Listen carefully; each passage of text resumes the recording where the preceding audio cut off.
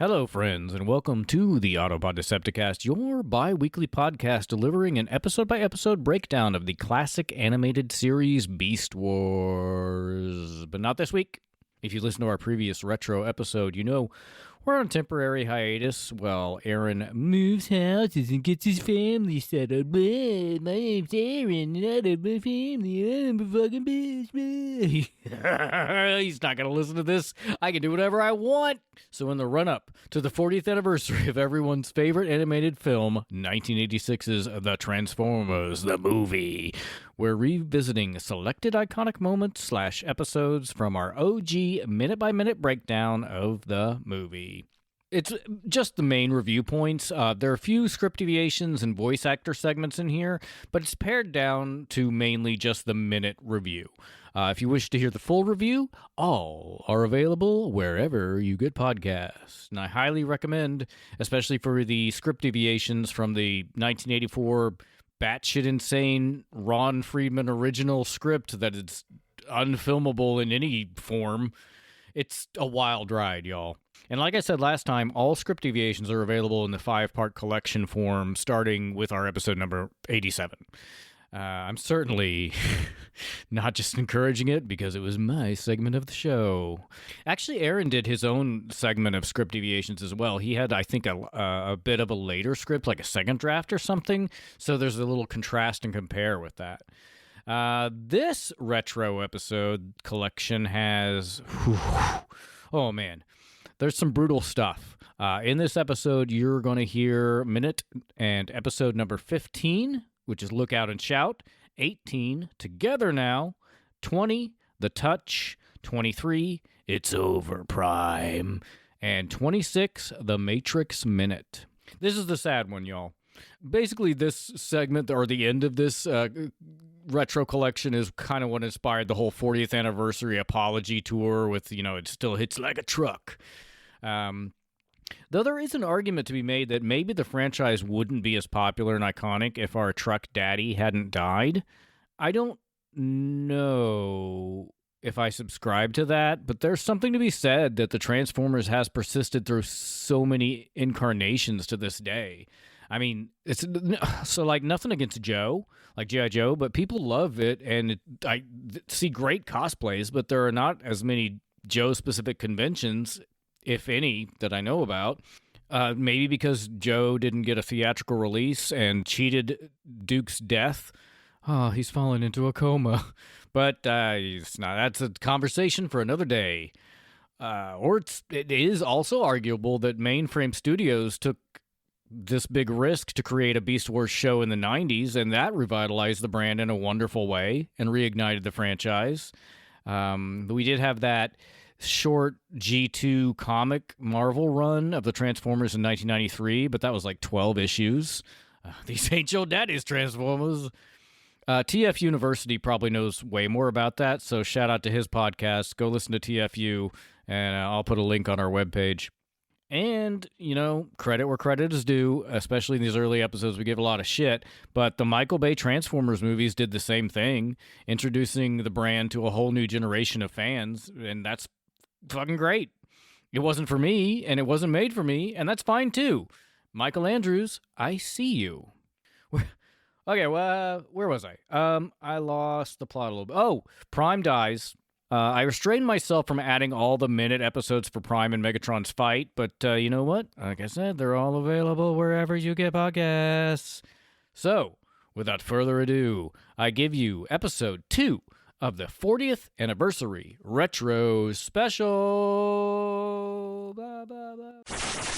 Its connection to like the original. Because you were alive in World War II. I have a master's degree in history. Oh, Dropping Booyah! history, dick. Megatron must be stopped, no matter the cost.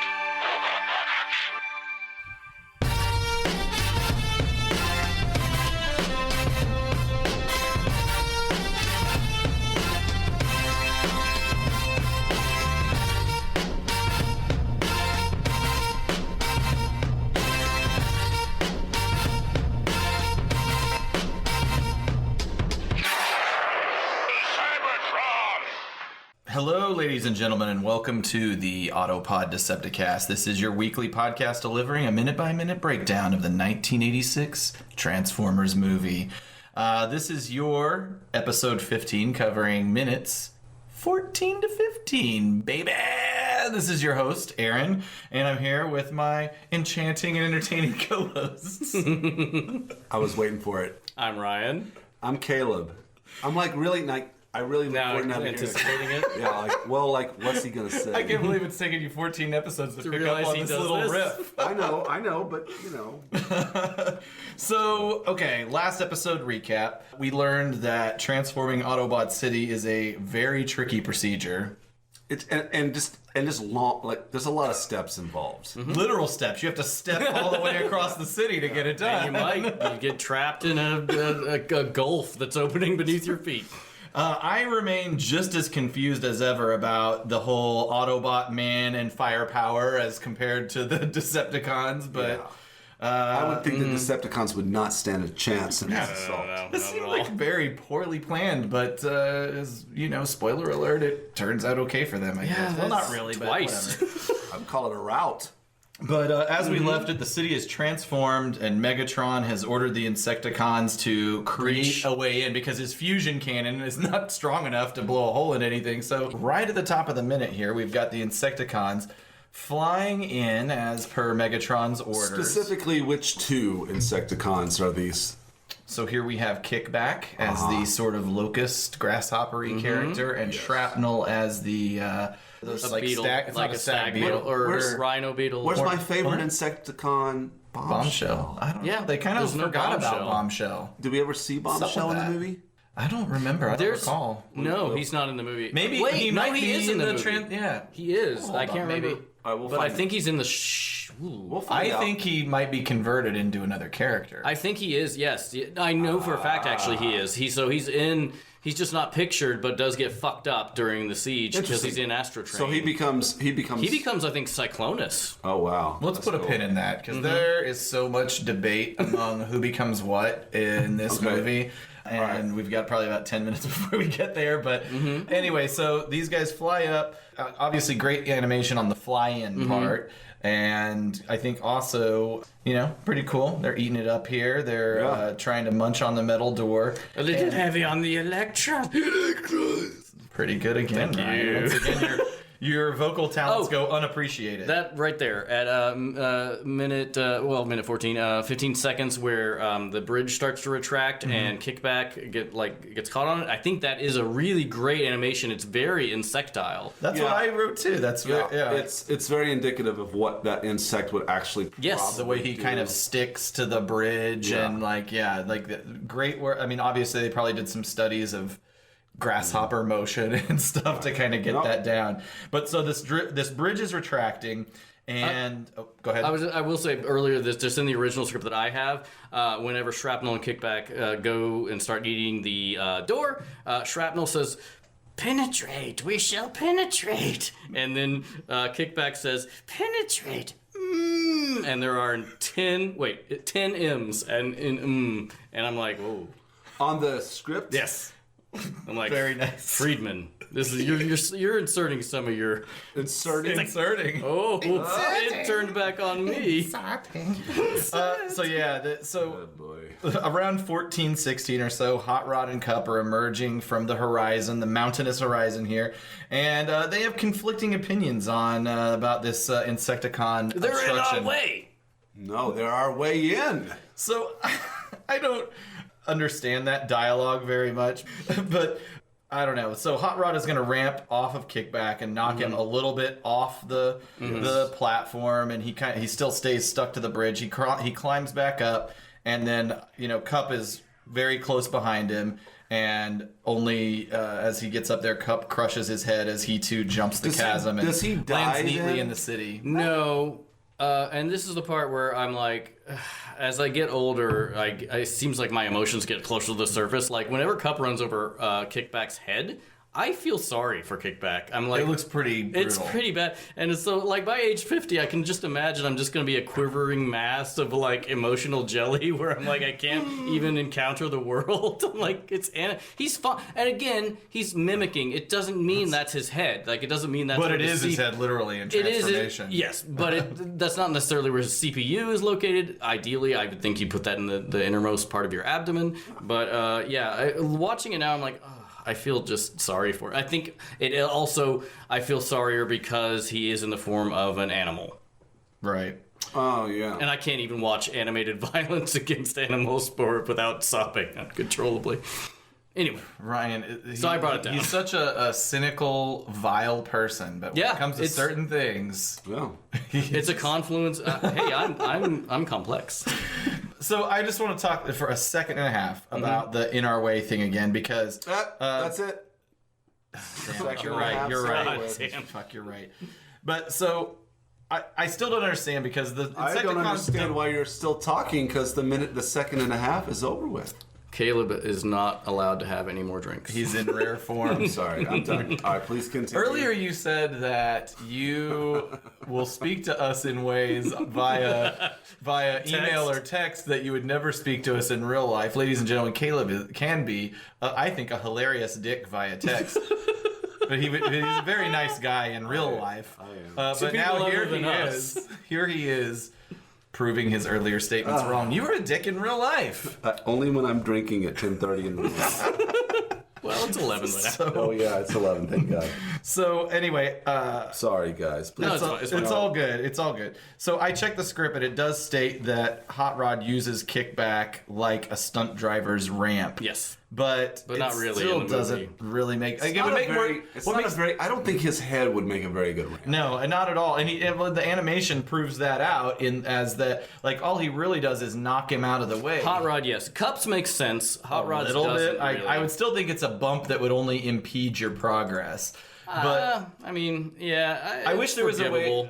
It's forgivable, but it annoys me. Man, that is graphic. Yeah, it's gross. Running over his head, man. It smashes gross. the shit out of it. Now, to me, it would make more sense if they're saying no, they're ROAN, because they'd still be trapped outside the city if it weren't for them eating this hole into the. You know what I like about the Autobots were very forward thinking in that they have a backup. A secondary door. Yeah. So it is, as to Caleb's point, it's very convenient. There happened to be another closing security door on the other side of the door. And one question I have is that it looks like Cup and Hot Rod foiled the plan, but in actuality, the would've plan been fine. was working pretty good. Why wouldn't Megatron just say, Insecticons, do that some more? Well, because they can now, because they fucked him up. But there's plenty of Insecticons. Not in this I would movie. think. All right, well. Okay, so at 1433, we're at an awesome overhead shot of the city, and it's tough to make out everybody, but I think we might have the same point. but we can go through the roster. But I think Ryan, I'll let you.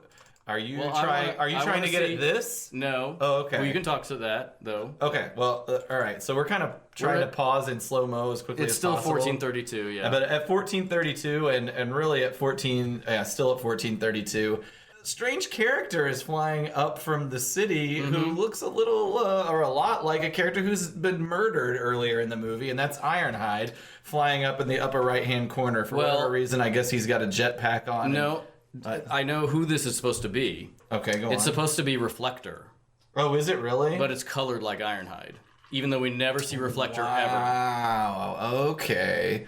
Well, that makes a lot of sense because when you mention that, I can see like sort of the backpack, but yeah, the gray shoulders and the gray totally looks like Ironhide. Yep. The resolution's not excellent, but fair enough. I'll go with If that. you can go just a little bit. Are you are you talking about another friend of ours who's on another planet? I want Caleb to look at who's flying into screen. My man, Shockwave flying in. Shockwave makes an appearance, still at 1432. What? So, in theory, What? this could have happened. Like, maybe he flew down here and then went back to Cybertron later because he's on Cybertron when it gets attacked That's right. Do you by think Unicron. I got it. Okay. He is aware of the impending attack on Autobot City. He's lonely. He wants to get involved in the action. And so he flies on his own accord. Or what if he uses a By himself in space bridge? Oh, that's true. the space Why don't they use Why the didn't space they just bridge? use the space bridge to begin with? Maybe it was destroyed at a certain point. I don't know. But regardless, I think he felt left out, and he decided to jump in on the action. He's flying around, but Do your I like never your see I like him your again? Shockwave voice. Do it where he's like he wants to tag along. I can't remember my Shockwave voice. Hey guys, do you mind if I come along with you? I hear there's No. a great war going on Earth. I need you to At this point, he's just, because you have to stand in front of this monitor forever and just. these are horrible. Now I've gone. At this point, though, it's just like he's just joining in on the fight. Just joining in on the fight. Basically, he's like, here I am. Here I am. Rock you like a hurricane. So anyway, I think that's it's More just like a- a typhoon. Really. I think it's just a fuck up. Where they're like just adding characters. They're throwing in characters and they're throwing in poor. So if Shockwave. you were to go through the full So there he stop is. motion thing, Decepticon, you'd see Soundwave, Ramjet, Blitzwing, Thrust, Thundercracker, Skywarp, Rumble, or Frenzy, depending on your sensibilities. A little weird that Shockwave is in there. do we ever see him again? No. You do see Shockwave one more time. Yes, but he's on Cybertron at On the end. Cybertron, not on Earth. I don't remember if Shockwave ever is on Earth, other than there He's is not. some animation errors where he is on Earth, but they're just fuck ups. So Yeah. I don't know if, from a story perspective, he ever comes to Earth. Okay, so at this point, I have a huge. That's a great. Sorry, that I love where that jet flies by at 1435. I think it's Thundercracker. There's That's awesome. Shockwave again flying back up. No, Oh, no, that's not that's Shockwave. That's Frenzy or Rumble or Rumble. Frenzy, but colored like in a weird way. So, okay, before we get to what you've just frozen on, there's a huge deviation in the script. Deviations. At this point, where it actually is the point where Hot Rod and Cup go into Autobot City. After they do that, they go into a room where we see Wheeljack and Ultra Magnus and some other gangs of monitors, and it is revealed by Wheeljack that the Constructicons are attacking the city walls in the vicinity of the Robo Zoo Lab. What's the Robo Zoo Lab? Oh, well, it appears to be, and then Ultra Magnus says, release the Anabots. Then you get cut to the Constructicons, and they're attacking a portion of the city that, and behind them, a door comes up, and like these Autobots come out.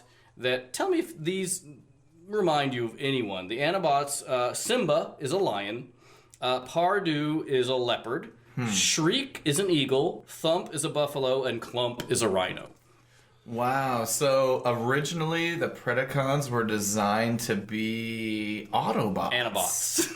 Yes. And they decided to make them Decepticons This sounds at some very point down the line. This sounds along the storyline of Scramble City too. Like, Yeah. This sounds like But it also brings up the point of, are they slaves? Like they're in an Anazoo. Like they're contained, and trapped because they're too aggressive and dangerous. And that just leads me to believe, oh, Wheeljack made these guys. Because They're another crazy Yes. Wheeljack yes, convention. I'm like, this bot must be stopped. He has made the Dinobots with tiny brains, and they're too aggressive. They banished them twice in the cartoon. And then he's made these slave Anabots that are in cages, only released whenever times are dire. Stop letting him create sentient beings. Well, This and is obviously horrible. those Anabots ultimately become Decepticons, and so Yeah, and so just to be clear, the Predacons, the Anabots turn into Dragon Beast, which does have... that's their combiner. That's their combiner form, Okay. which you can find if you Google image it. There is a what's his name? The artist who Floro Dairy. I don't know if that's pronounced correct, but he does have a design out there of what it would have looked like. But the it's different from the current Predaking? it's dragon. Oh, okay. Which is interesting because no combiners turn into anything but a robot. Right. But yeah, the Predacons to say that their components. The only Razor Claw is the lion, Rampage is the leopard, Dive Bomb is the eagle, and Tantrum is the bull, and Right. Headstrong is the rhino. And so they removed the buffalo and turned it into a bull. Why? Guess what, motherfuckers? There's no such thing as a buffalo in America. I'm fighting a losing battle with this. Buffaloes only exist in Africa. It's a bison. I know. Thanks for clearing that up, because that is an ongoing source of stress for me as well in casual conversations. Yeah, it comes also- up all the time, right? It's almost as bad as like calling a chimp a monkey. as I far as hate I'm that concerned. too. That's another pet peeve. Another one is whenever you interchange poison and venom. Poison is ingested, venom is injected. Or it's like calling. There are no such thing as poisonous snakes. You know what, Wheeljack? He just. I'm glad he's dead. You said it. I You believe it. I like the Dinobots. So while we're talking about this script deviation, I was going to save it for the end, but this is completely related. So the version of the script that I have around that moment, doesn't mention the horrific skull crunching that Cup delivers to Shrapnel. Rather, they both Kickback. ramp in, the kickback. Rather, he ramps into the city, and both Shrapnel and Kickback are still kind of close to that door, and they both make an attempt to bite Cup as he drives into the thing, and they miss right as the door closes. And it says in the script that so instead of biting on Cup, they chomp down on that door, and they chomp down so hard it breaks their teeth. What? That's what it says. Because they have teeth now? They have teeth now. And also, additionally, once inside the city, there's a confrontation with Ultra Magnus, between Hot Rod and Ultra Magnus, where Ultra Magnus says to Hot Rod, "You can explain your security violations later, Hot Yes. Rod. Now man your battle station." And then Hot Rod gets all uppity and is like, "I don't have to explain my so-called violation to you or anyone." And Cup is like, "Later, Hot Rod." Oh, he's like, all right, Dad. So there's that part to that scene as well. So now we're Also, though, like, 100% you do have to explain it, because you're in a fucking army. he's your boss. Exactly. But they're also a family. That's right. So we're at about 1436, and this is where we see kind of a control tower, cannon-equipped communications tower, taking shots at a Constructicon that I believe is maybe Scrapper. But this is the part where we're introduced, not for the first time, but in this movie for the first time, to Blaster. Aw. Yeah. And so he, The grooviest of Autobots. he's pretty cool. He's cool as you know what that button sequence over there on the panel that looks like a keyboard, like a piano Oh, keyboard. what second are you talking about? Over there on the far Oh, left. wow. Oh, Yeah, you're right. Yeah, on the far left at They've kind 39 of, seconds they've in. put- I mean, it's not exact, but they Like a MIDI board. It looks they've- homage. It's for like sure. it's Blaster is controlling everything using an 808. I'm sure that means something to someone else. Yep. 808, It means something to me. popular drum machine Yeah. from the 80s and Oh, whatnot. Yeah. okay. All right. Nothing. Very prevalent in hip hop culture. Nothing grooves like an 8. Oh, 8. Money making, money making, super disco breaking. That's staying in. I definitely 100%. Yeah. All right, so this is another one of these. This whole sequence really is one of these examples of that background animation being part of the action, and how much energy went into like this whole part where he swings. Which, by the way, very Michael Bay in sequence. When he Again, swings around in. We're in the same way that whenever Ultra Magnus. I wouldn't call that Michael Bay. I would call that this, and that Michael Bay ripped it Perhaps. But that's his thing. I mean, in the same way that when Ultra Magnus stands up and it swings Right. around, that's cool. It's a maybe cool shot. He did. Oh, what if he watched this movie as a kid and like stole all the camera angles and then was like, I'm gonna fuck this movie up for everybody. I think we established 2 episodes ago that he did not watch this movie. That's right. He was at a watch party Where I accused and it him was of on in the things. background, and instead of watching the movie, he was sexually harassing right. women. He fingered some God damn it! God damn it, Ryan. And here's what we're doing for ourselves. We're just creating more and more characters. uncomfortable text situations where we're like, we're taking that out. We're taking that out. No, we're not. Here's why we're not. But come on, guys. email chains. I'm doing a character I know, but you know, who's not a this- real. It's not. He's Michael Bay. Okay, The character of Michael Bay. Stop it. Blaster is having a great time Yeah, here. he's enjoying the He shit is out of himself. fucking Yeah. partying up in this control tower. There's great lighting effects with the explosions in the background. Perceptor comes up through a little hole. Like a porthole, yeah, at the bottom. Perceptor pops up through a manhole. He lets Blaster know, hey, shit's fucked up out here. We got to get in touch with Optimus Prime for some reinforcements, which is Still only his opinion at this point, but Ultra Magnus gave him the order to tell Yes, to Ultra tell Magnus Blaster. ordered him to go get it, yeah. But at any rate, so as I started to mention in the previous episode, love Blaster. He was my favorite toy as a kid. I loved his alt mode, loved the transformation. In the comics, the Marvel comics, he was an awesome character as well. A different personality. He went like in this show, he's kind of like a generic cool guy. Yeah. But in the comics, he was a lot more complex. I don't know if those who read the Marvel comics, he had like there was a whole sequence where Grimlock became the leader of the Autobots, and he was kind of tyrannical and not really well equipped to be the leader at all. And Blaster and Goldbug, aka Bumblebee, left the Autobots, and they were considered traitors. And Grimlock We can't was really trying to relate hunt with them that down. these days, can we? Political. In the comics, Grimlock is not a dullard, though. He actually, I mean, he speaks. He's not as dumb as he is on the cartoon. Yeah, he's just reactionary, and wow, it really is an allegory. Wow, this is crazy. So Blaster hits some more. Hits some more buttons. I don't know if he's like This button- entering a password. It's but awesome. I love the sequence where he's like boop boop boop bop bop bop, Yep. and it's coming Cover up. your receptors, Perceptor. And those buttons look awesome. Yeah, the and this is button another animation's again the background animating with Yeah, the it foreground. flies around, yeah. So cool. It's so dynamic and cool. Transforms into his radio, presumably to begin his transmission. So much fucking awesome animation in this sequence. And again, points out the fact that to transmit, you have to be connected to something, and you have to be in your alt mode. He connects to this chair like Soundwave connects to yes.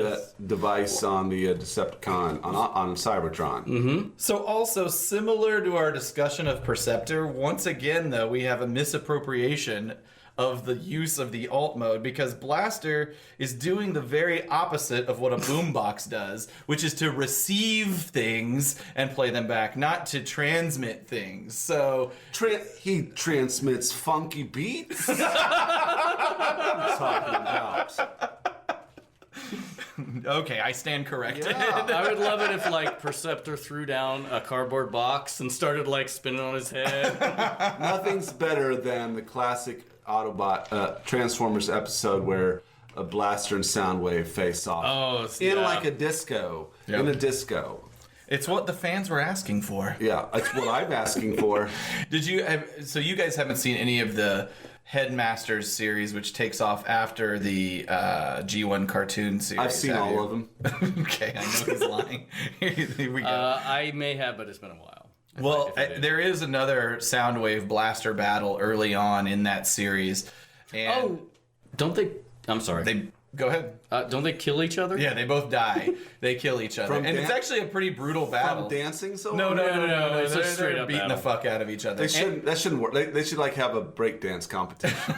But it's like... But that wouldn't kill you. It's weird because Blaster dies, but then Soundwave, in a very Megatron, well, not even Megatron Galvatron way, later on comes back as Blaster 2. Soundwave 2. Well, Soundwave 2, Electric Boogaloo. That's right. So technically they both come back. Yeah, Soundwave comes back as Sound Blaster. The only difference is that he's black instead of blue. And Blaster comes back as, I'm blanking out, I want to say Transistor. God dang it, I can't quite remember. He comes back and he's blue He comes instead back- of red. He comes back as MPEG player. He's just a little flash drive. He comes back as flash drive. That's a good name. So, Guess what, guys? We're at the end of this minute. Voice actors. Let's talk for a second Let's do it. about Kickback. So Kickback was voiced by the Tony and Golden Globe nominated actor Clive Reville. So this is a stage guy. He did Shakespeare in England, and also he did a lot on Broadway. He did Oliver on Broadway. So he's a That's what he was Shakespearean nominated trained for. He was often cast as comic eccentric. So his TV credit, he has a lot of TV credits, but the ones that I recognize include appearances on Columbo, Murder, She Wrote, also Star Trek: The Next Generation. hey. I love it. All these guys up. In addition to Transformers, he did voice work on. Do you guys remember the Snorks? Yes. Were those like the undersea They were the undersea Smurfs? Smurfs, Okay, yeah. gotcha. Oh, God. A show called Wizards and Warriors, but also DuckTales, Tiny Toon Adventures. He was Alfred on Batman the Animated Series. Freakazoid, Johnny Bravo, and Rugrats. And guess what, motherfuckers? He's still alive. Oh! Yay. I'll find him. So So he's kind of a Warner Brothers dude. I mean, Yeah, seems. Yeah, well, DuckTales is a Disney adventure, but and then the other voice actor is a gentleman by the name of Buster Jones, who did Blaster. So Buster Jones, American actor, musician, television host. He's started as a musician and a disc jockey, so obviously had experience in doing that hits. Sort of Blaster voice. But probably more from like an R&B sort of like African American radio perspective. He got a gig working for what was essentially, it was a short-lived African American counterpart to American Bandstand. It was produced by Dick Clark. It was called Soul Unlimited, and it was created explicitly to compete with Soul Train. But apparently it didn't do as well as Soul Train because it did not last very long. No. But he was the host of that show, and additionally, he did voiceover work, so shows such as Defenders of the Earth. I didn't know this existed, but it sounds awesome. The Super Globetrotters. Oh my god! Yes, that sounds cool. And also Captain Planet. Captain Planet. A little trivia for you guys. This is an interesting little thing. Lay it on us. So, I didn't know this. Did you know that Arsenio Hall voiced Winston Zeddemore on The Real Ghostbusters? No. That cannot be true. It is true. Seasons 1 through 3 of The Real Ghostbusters, Arsenio Hall was a voice actor. Was Winston Zeddemore, but this guy, Buster Jones, took over on season 4. I don't know why Arsenio decided he was done because with he that was shit, forming the Dog Pound. Maybe so. Dog Pound had some shit going on. But, unfortunately, Buster Jones passed away. December of 2014. March on. I'm always really bummed out when I hear that these voice actors die. Well, again, it's because we all die. Because we all die? Because of personal, Speak for yourself. I've downloaded myself to the internet. I'm going to live forever. Oh, you're a Highlander? There can only be one.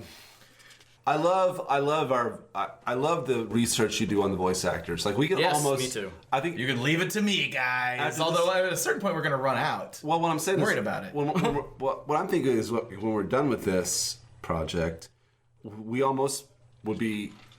It'd be curious if what we're going to do next, and it would be cool if we did just a voice actors podcast. Oh, bring them in. But they're all dead. They're all dead. We do EPs. We can talk about it. We do a spirit radio. We can leave. We don't have to just talk about the voice actors that are in the Transformers. No, that's movie. it. That's it. It's like a podcast about voice actors in the Transformers movie. Okay, so before I and he's moving on. No, I like we can take that offline. Here's the thing: Susan Blue can be our all-time always guest. She's alive, and great. Yes. Yeah. Always. Susan Blue, you're invited to be on the podcast. Now and we also forever. want to talk about Friday the 13th Part 2. I thought he was going to say something bad. Oh, why? I saw it. You both winced. I am not offensive. So it's not like a listener stopped listening because of something I said. Only one. But that we don't care. Of. But we don't care about you. Oof. Sorry, it'll be too specific. Well, she'll never hear it. This is true. It's true. I'm just kidding. Next episode, we're going to see a transmission jammed. Yes. And a little tape-to-tape combat. Another blaster sound wave joint. Wiki. In a way, it's kind of by proxy. I guess that's true. Before we do the social media shout out, you really wanted to present this gift to me on this mic. Is the much ballyhooed birthday Aaron's present. Birthday. Yes, it's Aaron's birthday present, which is only a month late. What is today? Today is I'm June. so excited. It is my Valvatron. 17. My Valvatron. We got another month until we lay that to rest. And I did want to do I do want to do a shout out. I got this from TF Kingdom Sales on Etsy. There's lots of decals, Transformers and comic decals. Lots of Thundercats, Robotech, and just other cool propaganda, like Cold War style posters of that. Nice. Stuff. It's neat. Did you get paid for this shout out? Are you doing something on the side? I mean, I will. Are you doing something on the side? We signed a contract. I have. Yeah, there we go. Okay, this is so it is a poster. It's not on canvas. Whoa. It is on canvas. Holy shit! Is this person's art? Yes. Or did they appropriate somebody's art? No. This is as far as I know, this is 100% That's like art. every Their art. single Transformer that's So ever it's a existed. printed canvas, of an enormous battle. There is no negative space. That's right. It's all taken up with the bots. There are robots. It's like a Where's Waldo battle. Your of bots. favorite Shockwave is Shockwave is right over here. Yeah, he is. displayed. I That's assume awesome. they're fighting in outer space. They have This to be. is a melee. Yeah. Although I say it's a melee, nobody's actually fighting. Shooting. They're all kind of ready to go. There's Galvatron.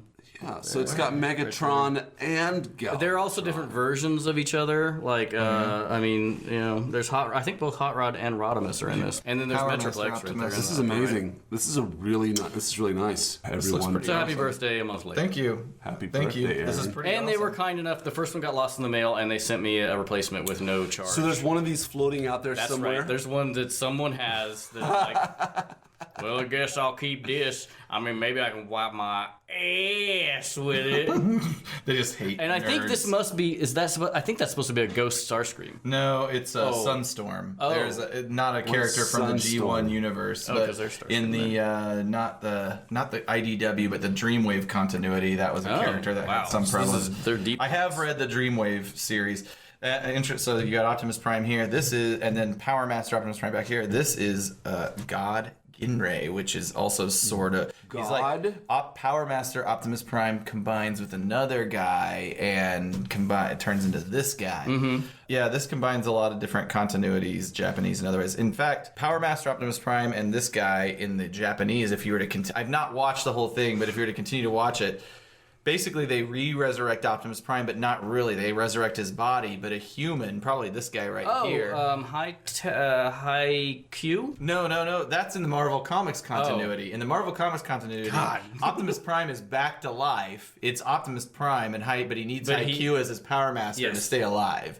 In the cartoon version, Optimus Prime, or the body that looks like Optimus Prime, that same guy is but an empty shell that is powered by a human that turns into that. And so it's the same idea, but except Optimus Prime doesn't have sentience. He's just a body. Well, because also in the comics near the end, like with the Power Masters, it's revealed that High Q not only like the personalities become combined, but when Optimus Prime's body dies, High Q is Optimus Prime. They've fused. Yeah. Oh, wow. They're the same person. I'll get there eventually. I'm trying to get through it. I'm slogging. I shouldn't have read the British. There's too many episodes. Nice too many issues. wrist knuckle action Articulation on Ultra Magnus. Well, this is great. This is great. Thank you.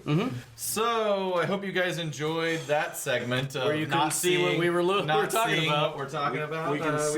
We can see how Ryan is totally like a better friend than I am to Aaron. I mean, I do have a gift in front of me. All right, so Yeah, we're done. tweet on the street, as they say. Who says that? I do. Fuck you guys. all right. Thanks everybody for listening. Yep. Tweet on the street. So, last episode, a few things we learned to recap. For instance, I guess when you have characters that are all drawn exactly the same, it's just really difficult to keep colors straight. Oh yeah, and then the whole changing from scene to scene, it must be just different colors coming in and like, well, fuck it. It really doesn't add that much complexity, but I don't want to take these slave animators jobs for Explain granted. to me though how, like for example, when he ejects out a sound wave, he changes colors. So was he being colored a certain way for a little while, and then That is the confusing they were part. like, "Oops, he's the wrong color," and they change it, and then they just like they play it. And they're like, it's so subtle. I almost think I'd have to go back and look that they use the exact same animation script, like almost like they got lazy. Like for that first part, let's just use that one frame again, and then we'll color it for the next part. I don't know though. Yeah, it's I'd have to weird. look I at mean, it. obviously there aren't somebody isn't going through and coloring a whole scene. There's different people touching it, so I don't know. For as detail oriented and particular like animators have to be, it seems like some of the stuff they do is. Some stuff just slips through the cracks. You get tired. It's a Friday at 4:00. And they're doing it. They're not doing it digitally like it's done nowadays. I mean, it's just it's pretty labor intensive. Yes. All right, benefit of the doubt. But I would be interested to know if there's a list somewhere that Nelson Shinner had of just like, here's the cost-cutting measures to take Right. to get through this. Just use the same guy over and over again. He's like, Just pick a color, any color, go with it or whatever. Right. No idea. The errors realized, and Nelson's like, we can go back and recolor all this for you for X amount of money, or we can just change it over now. And It's like he's. I mean, that's serious. He's sort of racketeering. Well, like, I wouldn't say like, Marvel Studios. No, I'm saying. Oh, it's a shakedown game? Hey, you want Rumble to be red? Maybe a little bit more the De Niro. Well, maybe it wasn't Grease his my fault. palm. Like they got the production notes for the coloring, and they're like, "Oh, this is wrong." Like maybe they've proven that it wasn't their fault. Like you said, like there wasn't email back then. There was And then also long distance telephone conversations. like you And said, translating to do. Yeah, and then like you said, the cost of like going back and fixing it. Whereas we're talking about a movie that's released in theaters. Like we said before, you're not going to notice this except going frame by frame like we do. You don't have the luxury of watching it over and over and over. It's something that's up on the big screen or on home video. Right. It's just not something that people would And notice. So back they're like, then- just fuck it. Just don't, Yeah, don't mess with it. no, that's right. Right. I mean, they're not gonna, we can't really see frames. Finally, it's getting some criticism 30 years later. That's right. I know that. You lazy fucks. I know that They're probably all dead, like Right, the voice that's- actors. There's things that I do now that I'm like, well, no one's going to have. There's not going to be any consequences for 30 years. Why should I give a shit? You have to prioritize based on what has the biggest impact. Right. And that frame did not. Well, that was a good conversation. From the last episode. Continuing the recap from the we also learned that Autobots are still dying. We just rewatched that scene. It gets me every time. Just Wheeljack and almost Windcharger. Wheeljack and Windcharger. You don't see how it happened. It just happened. Nope. It's just part of the background of In my lore. script, Wheeljack's still alive at this point. Oh, really? Mm-hmm. Oh, maybe we'll come to that later. Yep, we will. Seems like okay, good. And then finally, the gang of newbies has reunited. You've got Hot Rod, Cup, RC Springer together again for the first time. Not And forget Daniel. He helps. let's forget Dan. That's important. They make a point that he like tries to give. Well, that in the next one that was still a re. And then the final thing here that I have is that Astro Chain is just floating around in space right now, unbeknownst to the viewer. Mm-hmm. So here at the top of the minute, Springer, RC, Cup, Hot Rod are all together. And now. together they have the ability to kind of move this catapult, rocket, launcher, whatever it is, into some place. sort of artillery device. Daniel shows up to help a little bit. Then we've got This banter. a little banter between these two. I'm afraid you'd been trapped outside the city. Hey, I wasn't worried for a microsecond. So they're kind of. Oh wait, go ahead. finish No, I that. was just gonna say, in this is not really a script deviation. It's just some extra like how it's a will they, won't they, Sam and Diane situation and speculation. But in the script, Friedman makes it clear. He actually says in some of the detail, he says she likes him but doesn't want to go too far. And for Hot Rod, he likes her too but tries to be cool and collected. Yeah. Wow. That was my only script deviation. I'm sorry. No, there's no apologies. I So wouldn't call that a deviation. it's Yeah, not it's really. just- It's just script notes. Production notes. But yeah, and like Sam, did you know that Hot Rod was a former baseball alcoholic? I didn't. I was not aware. He's literally. Yeah. Don't put some of that fermented energon in front of him. Oh my God. Off the It's wagon. the long tail on that kite. Okay. So they kind of finish positioning. They're pushing. They're finished positioning the catapult. Look how it pushes back. You see Yeah, how it's really scrolling cool. works? It's not pushing. It's like they're doing the thing that. Well, Yeah, I'm assuming. the It's like track- when you push a car. Yeah. They should do like this. The tracking isn't matching. I kind of liked that. I liked how they did it because I'm like, that's how it would really like if you're pushing together and like that's how it would really like you'd. The thing wouldn't move backwards though. That's It's the problem. not. They're It's just not. It's like the camera is stuck on them. If the camera were stationary, it wouldn't seem like that. But look at It's the like they're look at- pushing, look stepping at the- in, pushing. Look at the background scroll. Reverse it. right. Look at the background scroll. I guess you're right. Look right here. You're right. Technically, Wait for it. Look. yeah. If you look at the background, the scrolling makes it look like they did pushing back. Yeah. I get it. I understand. It's fine, but they It's on Nelson Chin's checklist. That's right. Just, all. just But make it look like the they machine's should- pushing back if we need some they extra just, money. Well, it's just that the animation, the tracking didn't. But whatever. I'm being too. That's part of our job is to I pick guess. apart every Okay. piece of this. All So right, we're not. So All right, Matt, Daniel runs over to the ladder. He's peeking up out the ladder at around 1724. He sees. I love the lighting, by the way. That it's very clearly Yeah. getting to dusk now. Yeah, Yeah. absolutely. And this, like, I'm sorry, this like 1727. This pose of Megatron is just interesting. It's like, again, this movie, they do interesting poses which they wouldn't necessarily do in the cartoon for simplicity. Yeah, they did a great job on like just angles, poses, the foreshortening, all that kind of stuff in general. And I always like this one too. I mean, and so Megatron is going to give the order to merge for the kill. Daniel's like, "What's going on over here?" And he asks for Hot Rod and Cup to join him. Cup's the only one that comes over. Hot Rod's like, "Fuck you, kid. I've had enough." gotta flirt. He's flirting with RC. Yeah, that's right. And then Devastator. I got a sweet baby over here to attend to. So Cup peeks his head up and says, Devastator. the transformation sequence of Devastator, I think, looks really cool. Yeah, it's neat. By the way, I don't remember what it looked like on the show. And he was one of those toys that you had a ton of extra parts that had to go into him. So right there's Bombshell right next to You're right. at Bombshell's 1739. Bombshell's made And an who's appearance. that at the far right? Because it looks like Shockwave. This right here? Yeah. That's not Shockwave. I see the feet though. That's an Insecticon. I can Okay. tell. It's probably Kickback. Okay, and then there's Far right. Reflector again. And then right you've next got a to him. Reflector, that's right.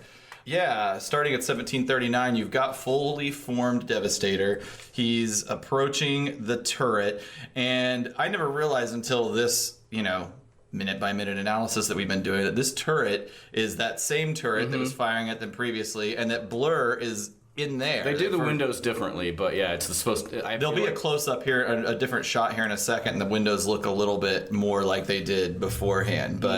But I guess that turret was causing some big problems, pissing Megatron Yeah, he's off. like, take it out! And so anyway, Devastate. So you could see, in that shot, the windows there it is. at 1742, right before Devastator smashes it. That is clearly where Blur just was firing. So Devastator is going to reach up. He grabs the turret, destroys That it. part, 1745 with the blue heat flames. It's so cool. That lighting effect, it looks like almost like a hot plasma. Plasma, yeah. It's so neat looking. It's like if the surface of the sun was purple. I don't know. So we talk a lot about how did they do this and how did they do these lighting effects back in the day. And I don't know how they get that texture. I don't know. That's a different effect than I've seen in the movie so far. Yeah.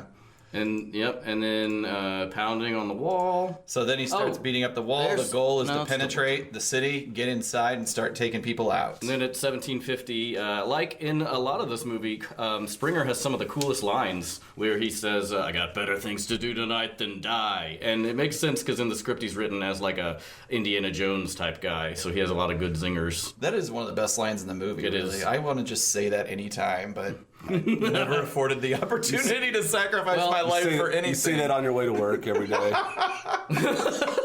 Unfortunately, I never do have better things to do. It's just me staring at that noose. Get ready, Ernie. Your day's coming, friend.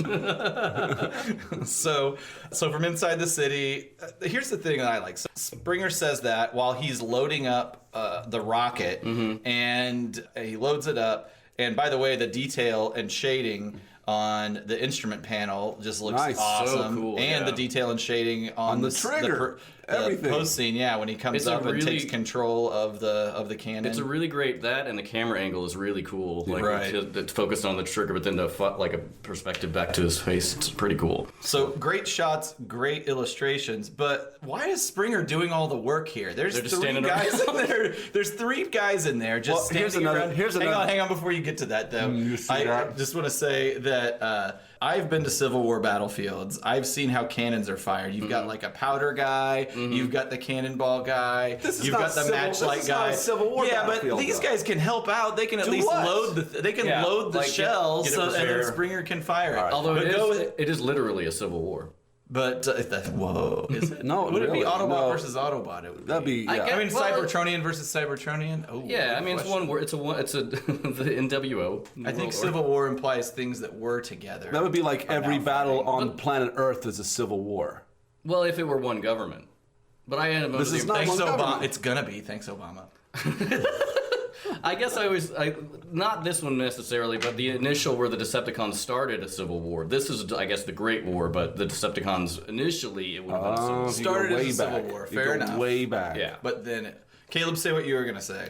I'm saying that they should really get Daniel out of the way Oh yeah. because he's still looking over the edge, and they're shooting a big, huge Yeah, cannon. at 1755. And no one's thinking about, hey, Dano, get down here and get out of the way of the projectile. The literal rocket. Yeah, that's crazy. I feel like that's gonna have that line of thought is gonna have further repercussions in our next minute. But you're absolutely right. He's not directly in the way of the rocket, but certainly up there. He's certainly some rocket exhaust flames, Yeah, like some blips. 1,000-degree things are gonna get in his face. There's also like the concussive force of the Sure, it'll throw him off the ladder.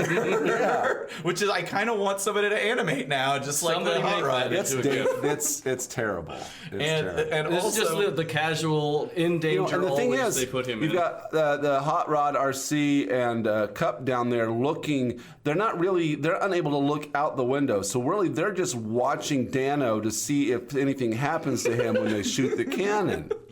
basically, maybe they want him to die. That's the part of the side fun. Well, during I the think Great there's War. something with Transformers that they're not humans. Maybe they just are more amused by the folly of mankind. Or it's just like it's not something that occurs to them because they're so durable they forget how puny flesh creatures are. I suppose. Or the animators just weren't thinking Yeah. about any of this. Nah.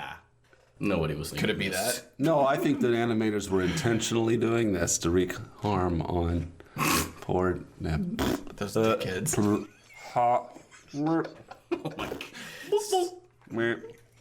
All right. Well, now we have a what sound other- effects library. Bank these, please.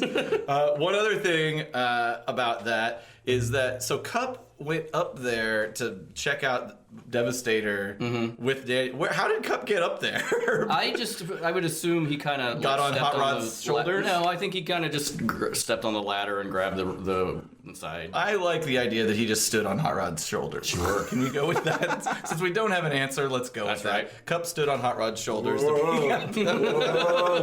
wish that this was a visual podcast because I like that thing you just did there.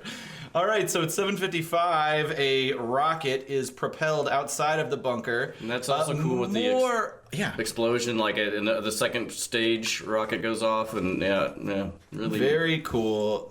Great animation. Pops into the back of Devastator. Literally, you pause it on a white. it wipes out Good the explosion. Huge explosion, and as That's far as I nuts. know, we just won the war, guys. The war's over at minute 18 in the movie. They So they got destroyed him. Devastator. They got him. And we'll see in the next minute, I guess, the fallout and how everybody celebrates victory. Yep. But Short movie. Devastator's dead. Are we and, done? That's the end of the minute. No, I mean, but Devastator's dead. The Yep. Autobots win. Sure, Caleb. End of the movie. We don't have to do this anymore.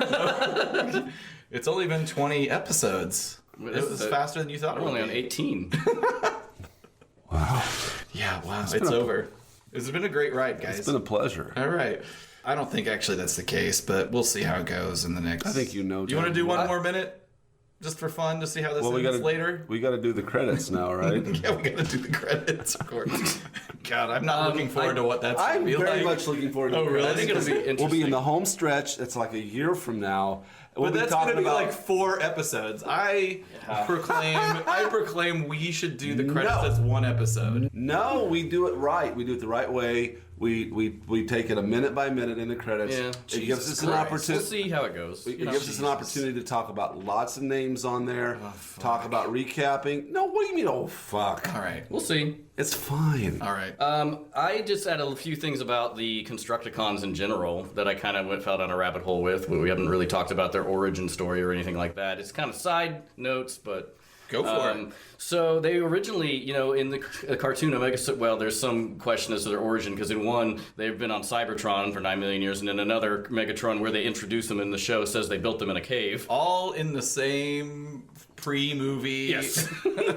hierarchy. Yeah. But they tend to more often seem like they're from Cybertron because in the episode with Omega Supreme, they're friends 9 million years ago back on Cybertron. So originally, They dicked him over. originally the Constructicons were good guys, and then Megatron used this thing called the Robo Smasher, which reprogrammed them, and it's a terrible name.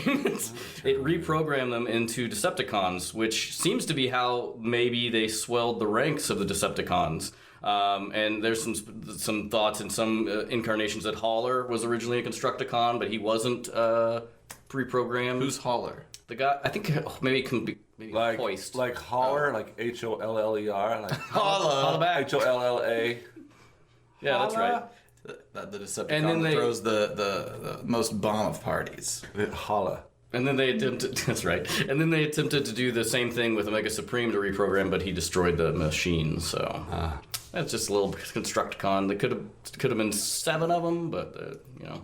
They are among the robots with the shiftiest origin story. Yeah, it's all over the place. Same with the, well, no, I guess I was going to say same with the Dinobots, but they just have different origin stories based on the media. I want to see what happens to Devastator. I have no clue. Oh, just wait a I have second, not. buddy. Oh, The next minute's going to come up in a minute. Just, we're going to keep recording. Okay. So let's talk voice actors real quick. Sweet. And so Devastator. I don't think he spoke in this scene, did he? Did he? Yes. Yes, he did. Remember. He's like, "Rah, brah, He said, prepare to be destroyed or something Yeah, like he's that. just not like making Robert. He's not doing what Caleb did a minute ago. So yeah, I think he says something like to prepare to be destroyed or something. maybe like something. that. Okay, gotcha. Well, I wish I knew because We could go it sounds back, like a but- bunch of dickheads. The voice actor's name is Arthur Berghart. Hopefully, I'm pronouncing that correctly. Mm-hmm. And man, if there's a guy that is inspirational in the form of standing up for what he believes in, this is the guy. Before he was a voice actor, he was a Vietnam War activist, and the main certainly a defining part of his life. He was also a stage actor before that, but he was drafted for the Vietnam War, and he tried to register as a conscientious objector, was denied that status, and then just turned himself in to go to prison and serve based on that. And he was given what I believe was the maximum of 5 years. And while he was in prison, he continued that, righteous resistance, so to speak. And he tried to organize a prison theater troupe, and that was shut down. He organized prison strikes. He was beat a lot. I don't know how much of an instigator he was, but he was. By the way, this guy's black.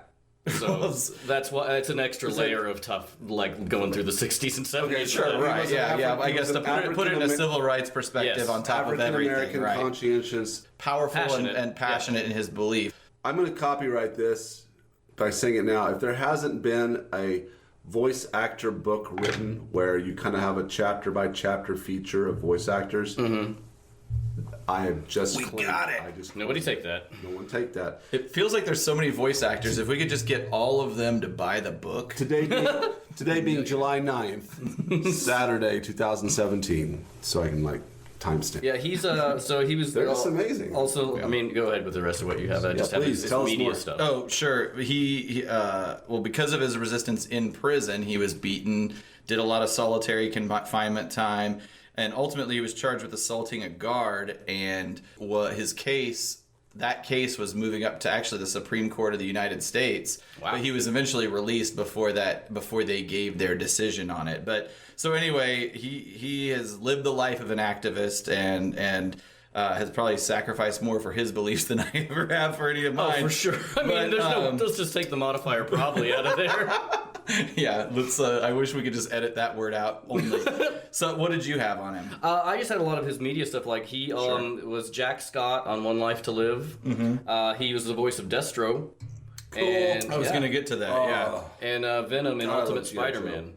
He also played a commando in Sega CD's terrible game Night Trap, Is that the one where you're in the sewers? No, maybe there might be. It was on an episode of the Angry Video Game Nerd, but it is basically you are setting traps in an apartment to try to trip up and catch the bad guys. I'm like, because they're menacing a bunch of like sorority girls. And I'm like, why didn't you just call the cops? So and it's a terrible game. It's also actually, interestingly, just a side note, Joe Lieberman cited this as promoting gratuitous violence and sexual aggression toward women in the 1993 U.S. Senate committee hearing on violent video games. This Night Trap. You gotta be mad at something, I guess. We don't like this game. So yeah, you gotta mentioned be mad at something. So you mentioned the Destro thing. Other than I thought it was weird in doing this research that why would you? I mean, obviously Destro is a big character. This guy played a lot of did a lot of time in G.I. Joe. But Devastator isn't a guy that really had a lot of dialogue. No. Why would you bring on a guy just to do Devastator? Yeah, it seems like maybe you just have like Frank Welker do it. Hey Welker. Yeah. Put out that cigarette and get in the recording booth. We got a new guy for you. Yeah, well, I don't know. I mean, that would be interesting to know the selection process for voice acting in certain situations. Because Devastator also, I mean, as a character, and I went deep in like researching him. Again, with the combiners, they become an amalgamation of all the personalities, and the Constructicons are so they don't always agree, and so Devastator's kind of an idiot, but he's very strong. Is kind of the point. I would wager that you probably have your voice actors probably have a profile that they have registered, and so when you want to find somebody to match a character that you've created voice-wise, you probably have a Rolodex based on the character profile that you're wanting to go for. And he was on it, and he was just available that day. But Destro too. Well, I would imagine they were recording also in the same studio. I'm sure there's an answer. Yeah, all the I think it's Sunbow- more relationship. Because all the Sunbow is you wanna very do this? interrelated. Yeah. This is really the only guy he did for Transformers. Right, it's weird because all the rest of them like jump around to a bunch of different vehicles, and it's just an outlier for him for a character that has very little dialogue. I'm sure they knew him and right. I guess, yeah. Why not? He was available. Hey, you want to come fuck around? I don't think they probably put it that way. but I think that is fascinating. Actually, I would like to know more about how people land. I mean, I'm sure it's like any acting gig in general. You audition, or it's just like portray your part of what your vision for the character is, and if the producers, director, whoever likes you, probably did like 20 takes. There's also a lot of like, it's so synthesized. It's a synthesized, right. very heavily synthesized. Also, like, there's a lot of like, I know this guy.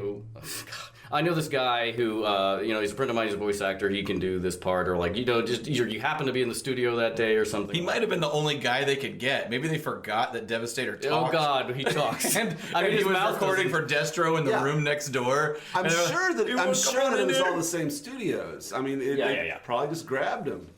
Well, Mr. Burkhart, listeners, we want to hear your side of the story. Because guess what? He is still alive. He's still alive.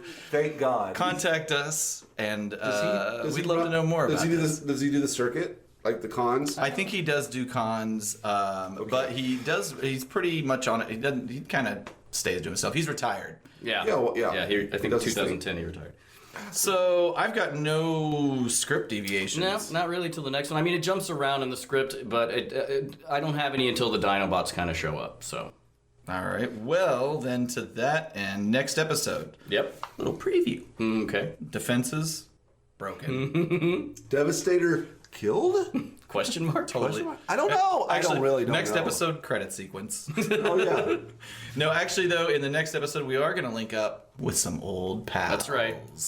I like this because it's just, I think it's really enticing for Caleb because he really doesn't know what's coming next. I haven't seen this. I have not seen this movie since I probably rented it on VHS back in the early 90s, and I am intentionally not watching it. Yeah, just it's so great. that I can be kind of amazed every time. Why have we not positioned that? I know as the part overall. of your story I know here? what's gonna. I know I remember the main points.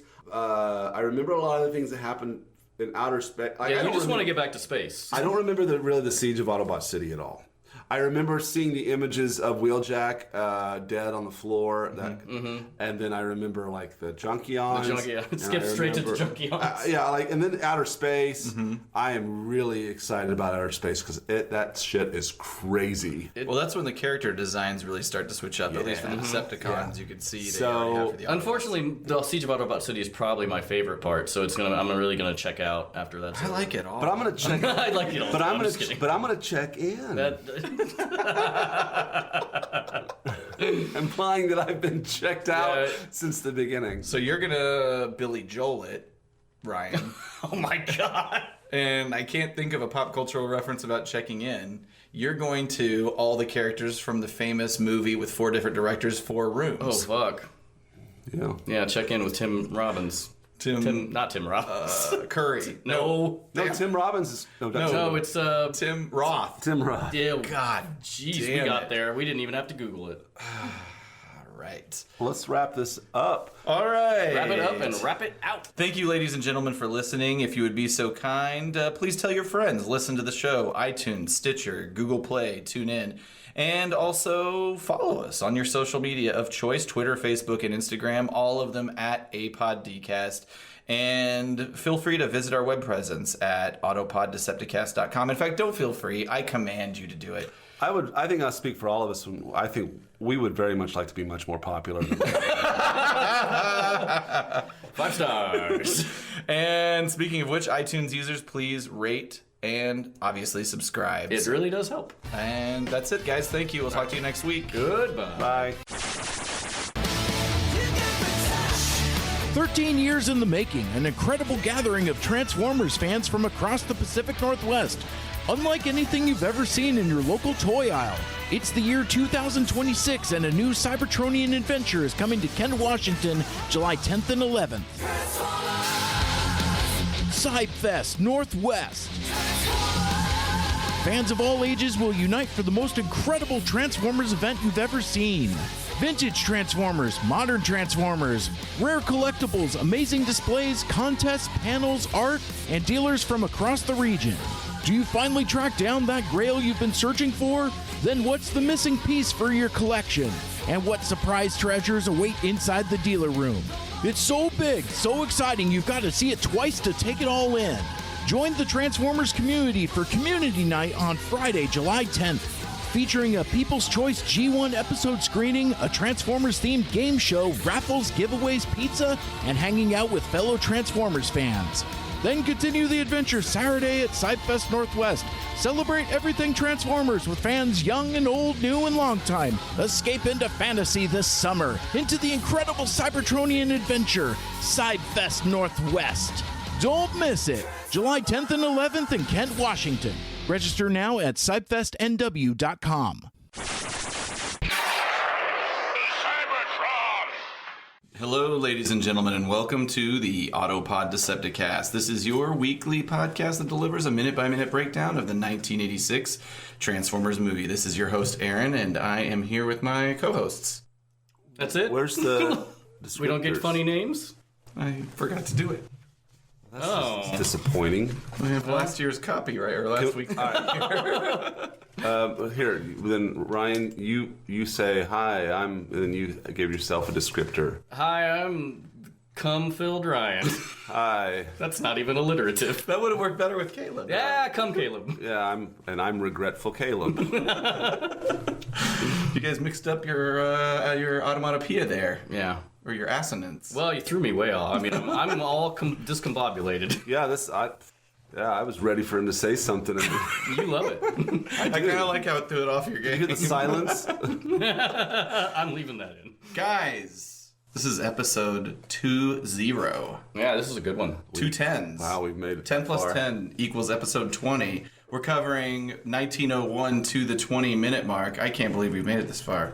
Well, I mean, the wheels could fall off at noon time. I can't believe we have 65 more to go ish. We've got a lot of we have 65 more episodes of passive-aggressive text conversations. Oh, they're getting better and better. Face. We really need to have a discussion. Team meeting. Yeah.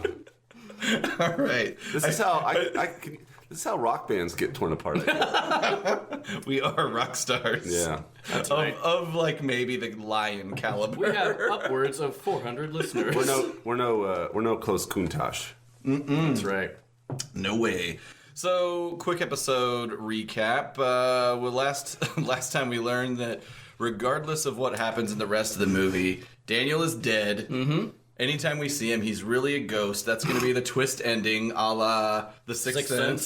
Spoiler for The Sixth Sense. I like that. Anytime we see him, he's really a ghost, just haunting the Autobots for their blatant disregard. I would of love to his watch safety. this movie with that thought in my head. Like nobody interacts with him. They do a flashback at the end that shows all the all the- giveaways. Daniel reached for the check, but actually Hot Rod picked it up and That's looked right. at it. Okay. So guys, go watch The Sixth Sense. But everybody's seen The Sixth Sense by now. I don't feel bad about spoiling a 30-year-old There's movie. 30 years. Defenses are broken. Do we want to after this podcast series? Do we want to do The Sixth Sense? Sixth Sense Minute by minute, yeah. podcast. The Sixth Sense. That sounds really dull. The Sixth Sense. That movie, the pacing. In this movie, or in this minute, Bruce Willis sits there morosely. He's wearing Saying nothing. sweats, and Oh, he's just yeah. there's a silence.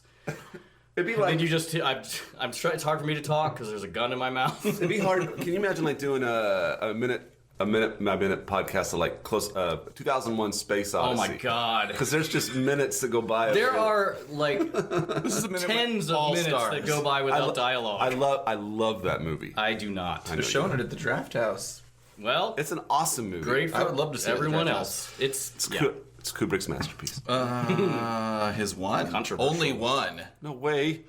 So defenses are broken, and we've learned that 25 Decepticons can take out 400 cannons. That's right. Yeah. And we probably don't need to talk about that ever again. Yeah. And Prime, the Dinobots, and Sunstreaker? Question mark? We really hammered this home. I know, but Sunstreaker. reinforcements to Earth to turn the tide. Dinobots were sent to attack, and that's Dinobots. them Destroy, flying through the air devastate. is kind of where we are here. Yeah, at the top of I've the got. minute. Oh man, this is a great minute because so much happens. But the Dinobots, okay, up top, why are they so goddamn goofy in this? Pause it, right? Oh, you went a little too far. But whenever he kicks Grimlock, the look on his face is like an underbite that is so goofy. And so, the Dinobots in this scene, it's like slapstick. There's another thing that bothers me more. Grimlock I never noticed until I went this frame by frame, but Right. boom, right Yeah, there. I know what you're talking about. I frame by frame it. He's got this sort of Cro-Magnon. Yeah, like an huge underbite. Yet the illustrations on this scene aren't necessarily. That one didn't the bother me best. as much, but I know where there's you're one. going. Okay, that's bothered me since I was a kid. Let me see if I can just. If you can well, get it. you saw it for half a second. Yeah. So Here let's see. comes Here it Sludge. comes. Here's what you like. At 1904, and he gets punched in the back. Look at his eyes. And there's straight up 1904 Looney Tunes eyes pop out of his head. What the fuck is happening? Did you notice that as a kid? Yes. Oh, yeah. Because as a kid, that I one's thought, way more noticeable than the Grimlock yeah, one. it's quite ridiculous. They're even cross-eyed and googly-eyed. Wow. Why would you do this now? Yeah, and of all times. in a movie where there isn't much cartoonish effect. That is a pretty hilarious. Not to- Yeah, and we're coming up on one of the most serious. Not to mention, look, his whole body is like. Yeah. It's ridiculous. Yeah, we're coming up on one of the most serious moments of the movie, and it's like they went to Bruce Valanche for punch up on There's this. gotta be. Bruce Valanche, If anybody gets that, please take your Centrum Silver. the comedy king of my grandpa. Hello. I'll take the center square of Bruce Valanche, please. Thank you. That's more Rip Taylor. So what's up with that? That's weird. Yeah, it's real weird. I couldn't find anything in my research. I did some Google searches for why is this part animated so strangely, and nothing came up. I was hoping to find that maybe they farmed out the animation to I fucking hate somebody that. else. I will say that this exact moment is iconic. Because this is the one that you can tell if you were to watch it Yeah, if you watch in it. normal motion, you can see it's quick. But at any rate, so there's a third-party company called Fans Oh my Toys, God. and I have the character right there. His name is Stomp instead of Sludge. But anyway, right. they homaged that moment. There's an extra part that if I transformed him into Dinobot mode, that you could insert those googly eyeballs. We're looking at a picture. Right? We'll throw that up in the notes or put it on Facebook and Twitter for sure. But that's funny. That's pretty good. It's an awesome little homage they did there to this even stupid moment. It almost looks like shitty 80s Hanna-Barbera animation. Yeah, it is straight up Looney Tunes. But And his back doesn't really break it's open. like- I know it's like folded Dented in, like he's made of clay. This is flexible. but not dented. Yeah, it looks like he's like a blow up like children's birthday party lawn, or like one of those creature. clowns that you punch and they pop back up. It seems that they have a hard time trying to figure out how to animate something that is mimicking something that is organic. You know, This whole thing is just perplexing. I don't know what it's about. He's flexible in a way you shouldn't be. 'cause No, he's like his supposed to- legs are straight out. He's flat on the ground. The mechanics don't work at all. Yeah, Like, well, well. that's wild. anyway, that bugged me forever. Then gets picked Devastator up. picks up Sludge. Okay, so Slag knocks Devastator into a wall here at 1913. Swoop flies in. This part has always perplexed me. So when Swoop flies in, does Devastator actually willfully do something that causes the roof to fall down, or does it just happen to fall down? No, because Devastator's a moron. Like, he is well known as an idiot. So Slag pushes him into a wall. Swoop comes in Swoop's at coming 1916, and Devastator kind of tries to, like, Move out of the- backpedal to get out of the way, and a wall just happens to collapse on Okay. Swoop, which kind of is like, I feel bad for him, but he's fine later, so. So we're gonna say that was a happy accident. I think it was, yeah. For because, Devastator. Yeah, Devastator's not like a real cerebral guy. I think that he was, like, you can see on his face right there in 1960, he's like, oh, well, that worked. When, Right. When the Constructicons combine, do they have a hive mind, or is it a completely new personality? Yeah, well, we've touched on this a little bit, but any combiners, they do become an amalgam of all the personalities, and so it's complicated as to how it works. But like with Devastator is known in particular to be very, very stupid whenever he's combined, but extremely powerful, and maybe because like the Constructicons have such disparate personalities, but yeah, or there are 6 of them instead of 5. But none of them are known for being stupid, so who's watering down his personality? Well, also he's the first combiner, so maybe they just didn't have the tech right. Maybe that's true. All right.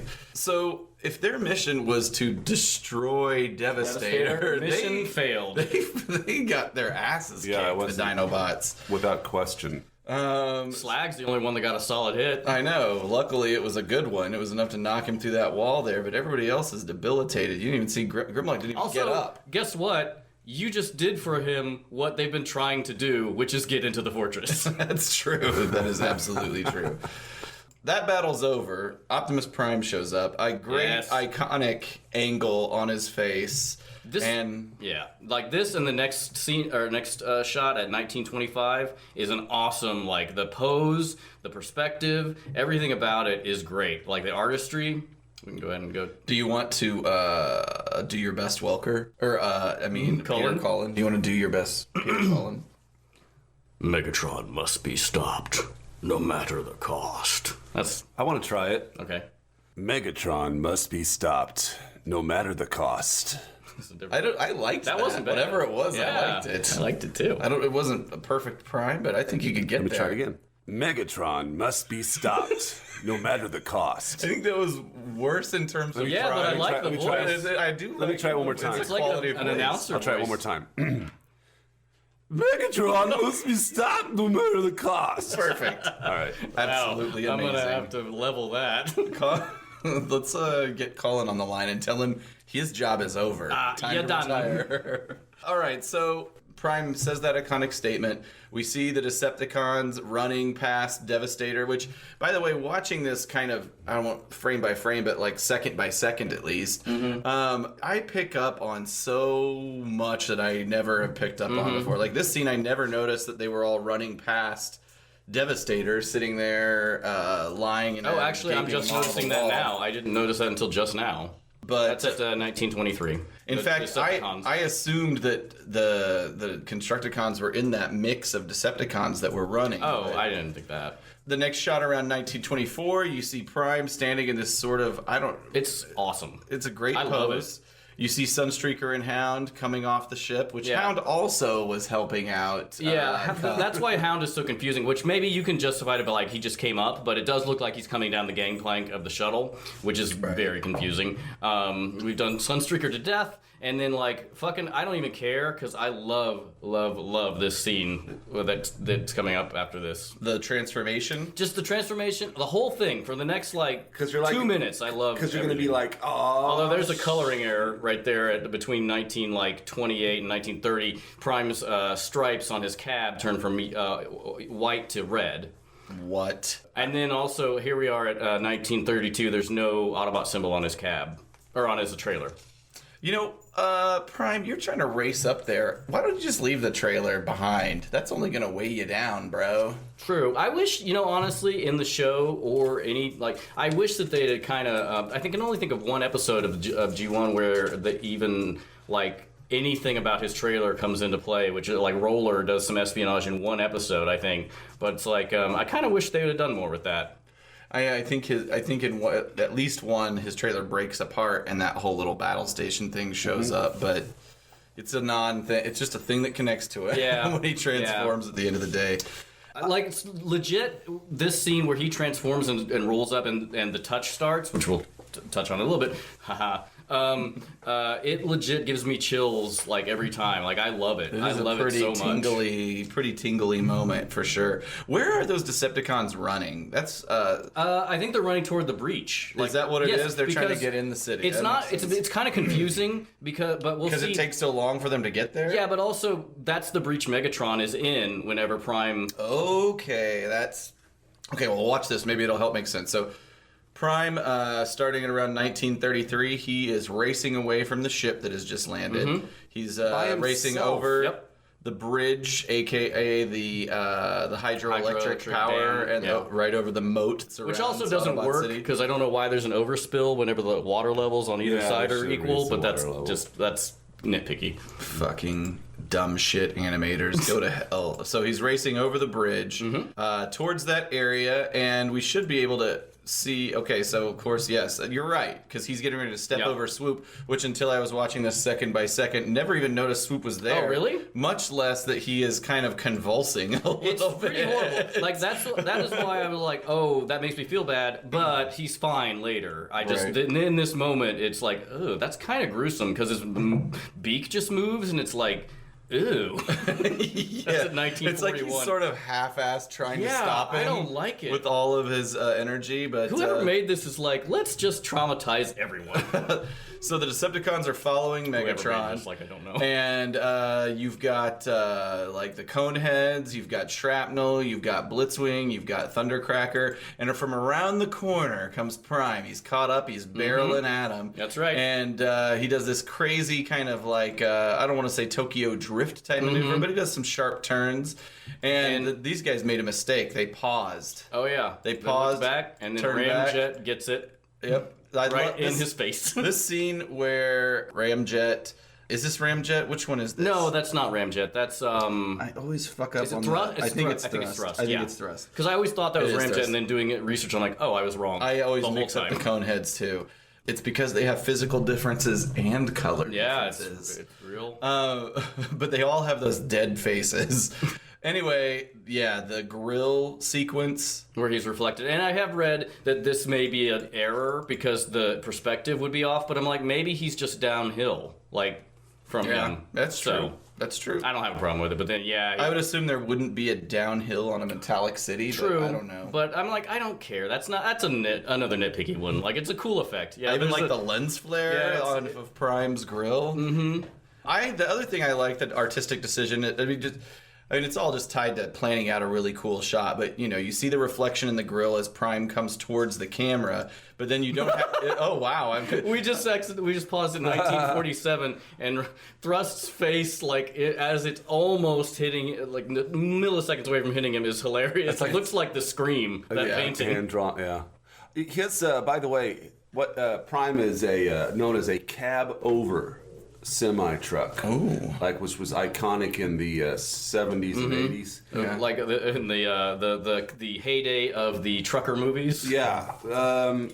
This may be figured out, but I've been trying to find out what kind of truck he is. It is known. I don't know it off the top of my head. it might be a Japanese. Well, I've heard he's a Truck as Volvo. well. I've heard it's a late 70s, early 80s model Volvo. Okay. But then I've heard people say, no, it's not I don't a think Volvo. that's not what I've never heard that. Then they say it's either a Peterbilt or a Kenworth. I think that's what I've heard is a Peterbilt, but I'm not for sure. Well, they found whatever that model is. They found it for one of the Michael Bay movies, the one before this one, because he had that mode as a alternate mode briefly. As Hello again, and welcome to a segment I like to call These Dumb Shits Fucked It Up Again. I'm your host, Casey Kasem. These ignorant and repulsive windbags are so stupid that trying to find a cogent thought between the three of them is like a blind man in a dark room looking for a black hat, which isn't there. Now, as to the subject of what kind of truck Optimus Prime is, according to the TF Wiki, Prime is a 1977 Freightliner model WFT 8664T. Well, regrettably, it's time to get back to the show. Say, instead of doing that, why don't you just throw your phone directly in the toilet and go swimming in a pool full of cacti? I know I'd rather do that than listen to one more bargain basement sexual innuendo from these verbal bowel movements. Keep your feet on the ground and... fuck these guys. They've updated that since then, but... okay. All right. So this isn't the greatest art right here, but it's forgivable because of the effect they're trying to pull off. it's a reflection and it's distorted. Right, and also the artistic decision just to show that scene and then just whoa, Wow. and then just show his body flying. You away. don't have to show the actual hit. You just show the cause and effect is awesome. So Prime is continuing his drive. He knocks shrapnel out of the way. He makes a... that part right there, that sequence where he's making a left towards Blitzwing, you're inside of the cab. At 1953. First of all, is badass looking in terms of the animation. It's a good idea, too. I paused it on that just to look at all the stuff that's in that cab. It's pretty cool. Like, they have the Autobot symbol in the middle of the steering wheel. Which is so weird. Why It would is you need weird. that? It is weird, but it's branding. And then they have the CB that is up He's to the got a left CB of there, radio? right there. See, you can see it on the left Oh, there. wow. That's his And community. he's got a, you know, it's also, he's got a rear view mirror. He really has no need for a rear view mirror, because if you look in the rear view mirror, you can see the trailer behind you. I guess that's true. That's why you usually have side mirrors, which he does not have. I don't think he's up to code. No, he's not. OSHA. Oh, No, not OSHA. No, DOT. Oh, The shit. Department of Transportation will shut him down. He better have his logbooks up to date. So, Does he stop at every Weighing way station? He avoids them. He sneaks past What the way if station. Prime is running drugs? I would love to do a Smokey and the Bandit Prime mashup. Well, there's one big thing missing right in this scene where he's hitting. Is it smoke screen? No, that was thrust. He is thrust. So when he's and running he hits towards shrapnel. he needs to do this. He needs to be like. I'm glad, the touch is playing throughout this whole sequence. What if it was some, like, Weird Al style, adapted to Transformers branding trucker anthem? Oh, like, Caleb, you should make that. All right. Or you could just legit be like, convoy. Yeah. We got a big old convoy. So speaking of detail from inside the cab, I love even the steering wheel. Obviously, it's going to do something because it's, cell animation, not painted animation. It turns. But it turns in the... Oh, does it turn in the opposite I direction? think it turns in the opposite direction. Check it again. I think it does. Yep. Wrong way. Yeah, it turns to the right and he's moving to the How left. could you fuck that up? I mean, well, okay, because it's opposite in Japan. You turn right to go left. This is true. That's right. That's true. They read. everybody. They read This right. was animated in Korea. It's the same. Don't they read like? Do they read right to left, or down, I think it's Chinese that's up to down. Oh boy. down to up? Down to up. Let's not even go here. Yeah, we're I'm really sorry. I'm not ignorant. trying to. I'm just curious. All right, I'll find that out on my own. I think it's more vertically as opposed to Why don't most of these guys turn into jets. Yeah. Why don't they, B-jets. do that and get Well, out of they're there? trying to. True. I think they were just surprised, and they were like, Megatron was like, let's get into that hole, which is my Friday night. And then, so they're just like surprised. And Astro Train dodges out of the way at 1955. That's what I meant, Blitzwing.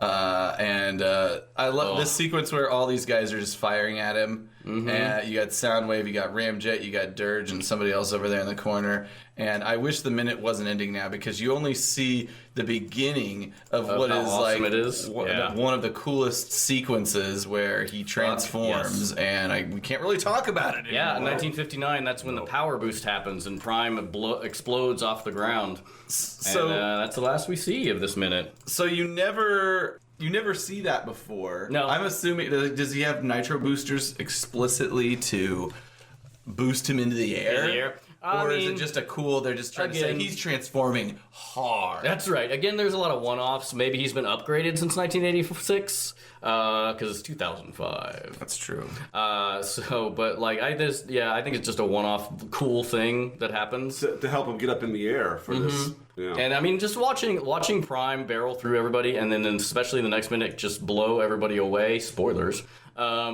Is just so satisfying. It's very enjoyable. Yeah. Just as a one-man wrecking crew. Absolutely. I mean, he just fucking kicks ass.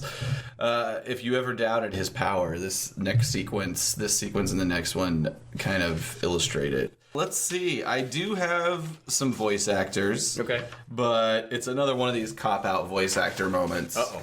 Where the person didn't actually talk, but you got an on-screen moment. All right. So, thought I'd get Sure. it. First of all, Sunstreaker is voiced by Corey Burton, who we covered in a previous episode because he also does Spike, along with Alpha Trion, Brawn, and Shockwave. Yeah. But the guy that I'll cover in a little more detail is Ken Sansom, who voiced Hound, who just got the opportunity to stand outside the ship there He does for a lot of second. standing around in this movie. He's in 20 episodes of the main show. Wow. In case you were wondering. He's in one of my favorite SOS Dinobots. Oh. He goes to the museum with Spike. Again, this is one I had on Family Home Video.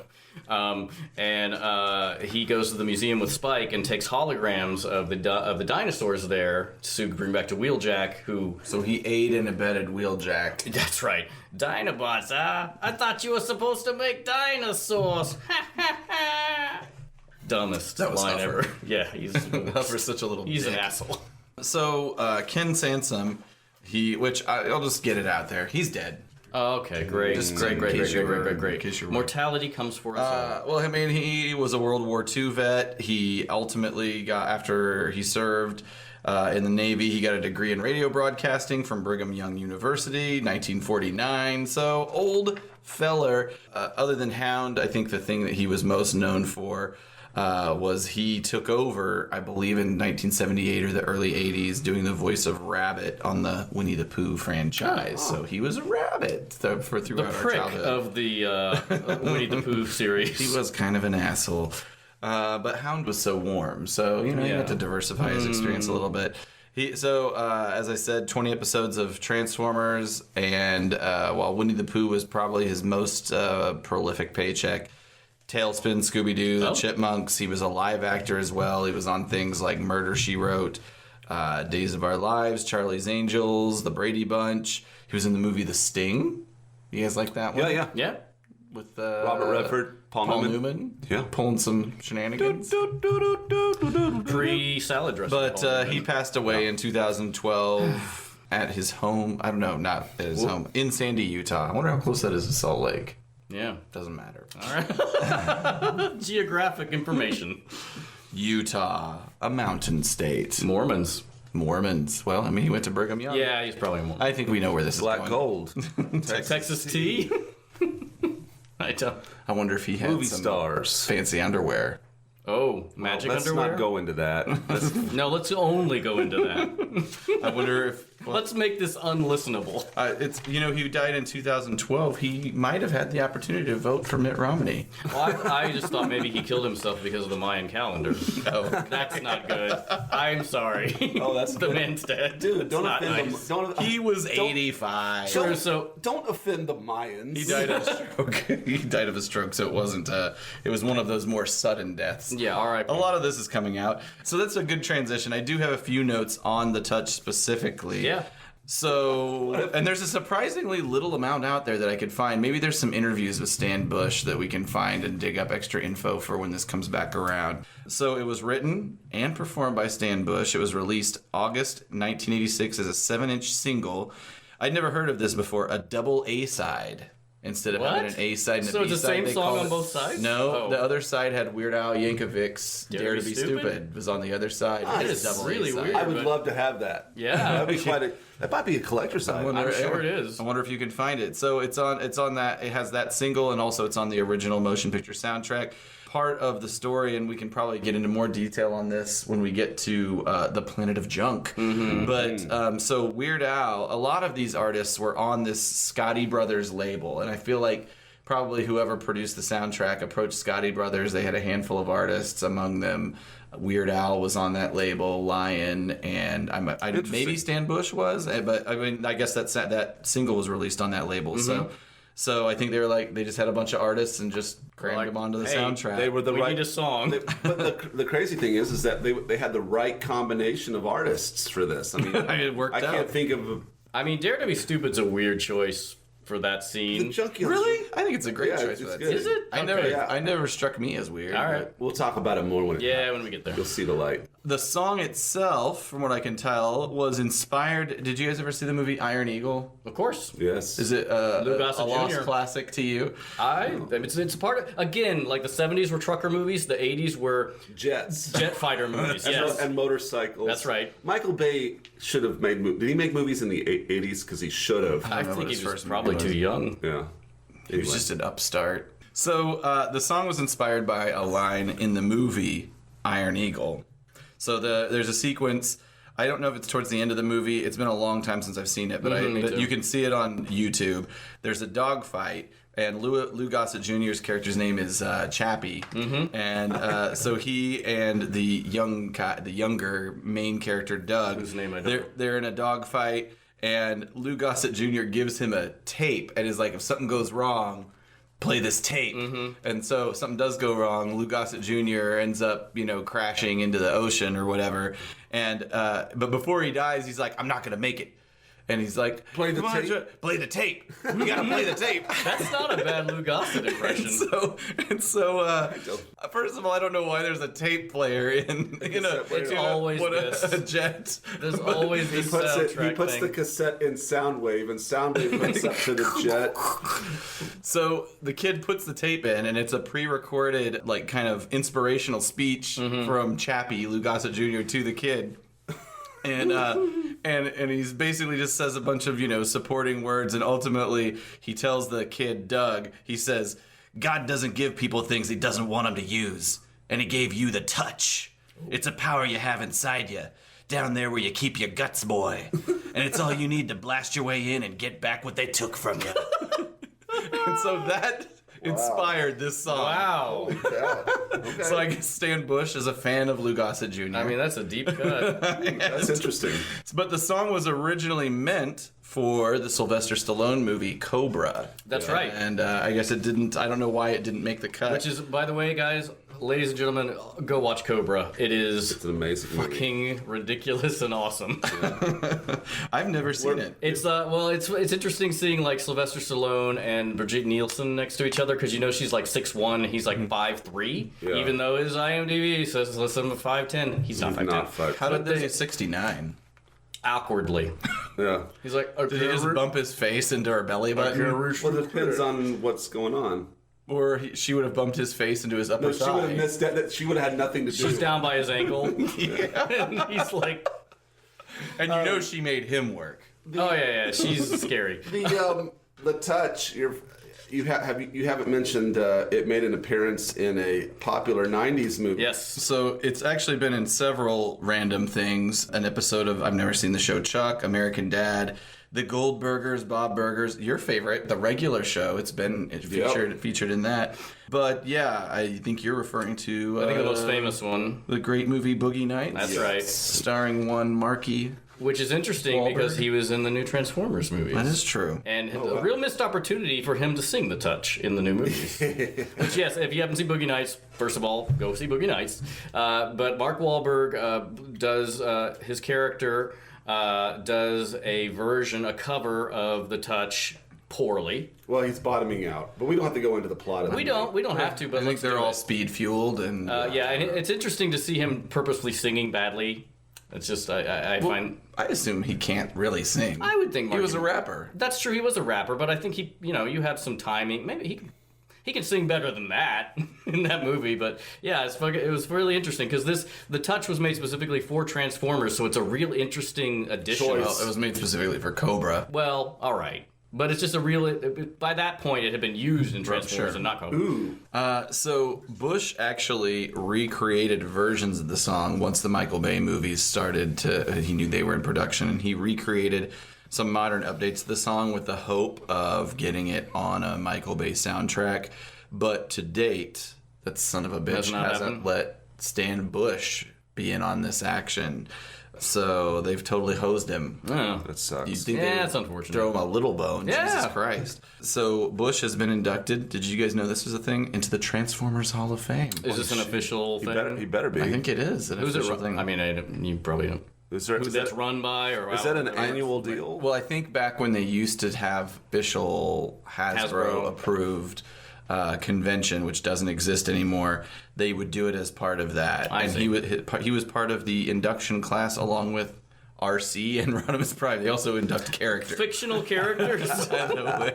That's not cool. But Stan Bush, also known for Bloodsport and Kickboxer soundtracks. Yeah. We talked about that earlier. Kumite. Rocky. And, no, that did was he do- DeCola. Oh, yeah, shit. DeCola. Yeah, sorry. You just made a Rocky big IV. mistake, motherfucker. When asked if he ever gets sick of the touch, he replied no. This is an interesting reply. All right. He replied, no. It's been a big part of my life. I'm sure some artists get tired of playing their signature song, but for me, it's a blessing. Good job I didn't write a song about cop killing or something. Oh. I look at some rappers and think, there's enough negativity in the world. That's a weird tangent. Shots fired at the rap Yeah, community. there's a real blast I would over love to somebody's see stern. Stan Bush and Ice-T get in like some kind of Yo, battle. Stan, I heard what you said about me, man.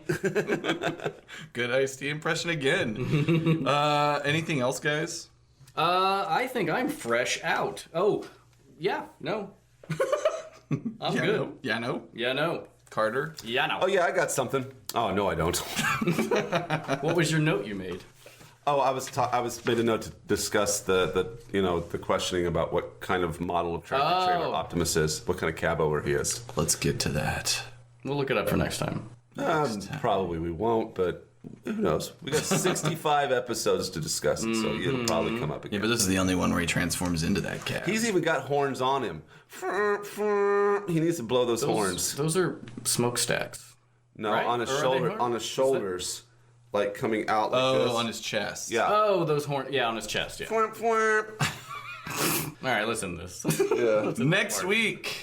Next week, Prime's gonna fuck some cons up. That's right. It's great. Next minute is really. There's a lot that happens, guys. We're gonna see the first half of the one-on-one brawl that defined our childhood. That's right. And one shall stand, one shall fall. Why do you throw away your life so recklessly?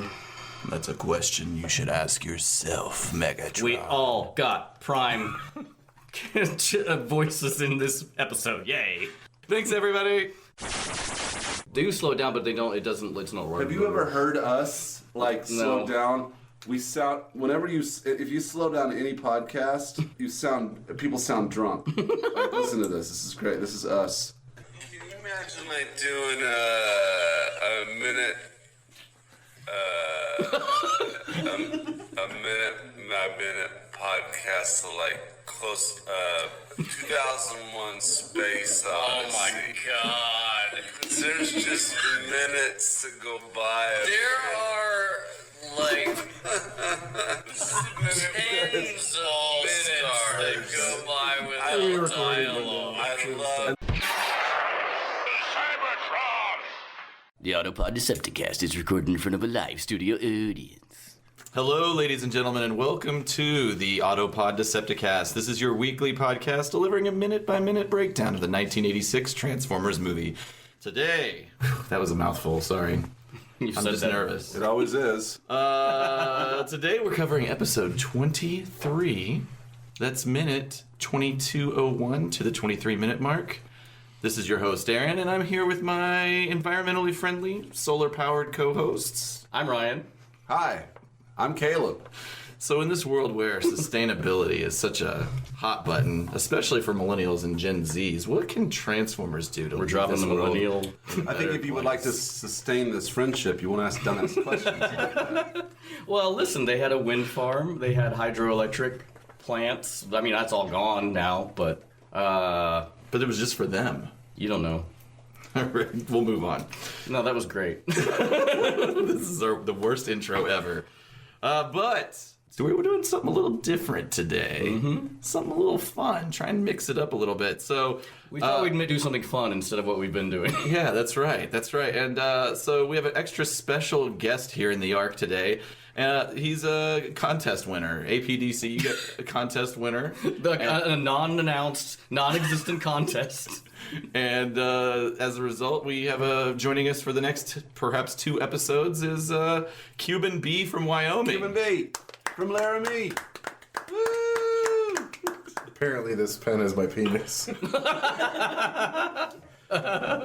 Making quite an impression already. Right away. I just flew in from Wyoming. And boy, my penis is tired. I don't know if you know what kind of podcast this is. I think he knows exactly what kind it is. I think him and Ryan are going to be best friends. Oh, that's right. We're going to do a spinoff. He's the straight man. So we also have a studio audience today. Yeah. They're...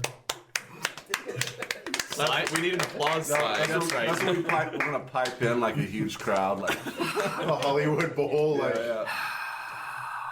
All right, so thank you guys for being here, and thank you, listener, for listening. Hopefully this is And if you're still with us. This has already been too long.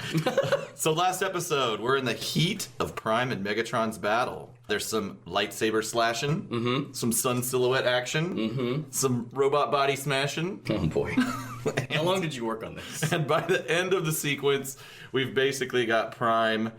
He's got the edge. He's got a rifle pointed at Megatron. And then your best friend, Caleb, Hot Rod, jumps into frame. Hate Hot Rod. And to stop Megatron from grabbing a pistol hidden by some of the rubble here. So that's where we've opened it up, and essentially, almost immediately, Hot Rod is overpowered. Yeah, it's not. right He's away. not good at things. He jumped right into that arm lock. And the hold that it has on, there we go, right at the 2202, Megatron keeps hammering that wound that he made with the lightsaber with a blast from that pistol. And fall. So he's firing at Prime. Do you guys notice anything weird about this sequence at all? I'll let it play out. All right, so anything weird about that sequence? 2208 is where we've paused. Yeah, Right, where literally Megatron right here. fires at Prime 3 times, twice hits in the gut, Play it once again. in the chest. Play it again. All right, I'm gonna play it again. Here. Wouldn't it be funny if he didn't notice anything? And he's just doing this to us. It's a rhetorical question. Okay, so the laser color change. That's Yay, I got it! Caleb got one, everybody.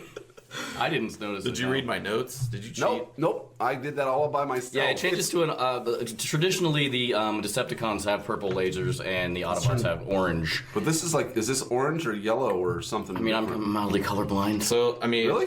Yeah. what this means Haven't is you an ever seen, Autobot like, the from way the I dress? side just fired on Optimus I just thought you had Prime. bad taste. Well, Sorry. It's It's like a little of both. there's a secret Autobot on a metallic grassy knoll, metallic knoll. Okay, so it changed colors, which is odd. It's just a color error, but well, there's no more of Of that in note. the movie. God. this movie is perfect.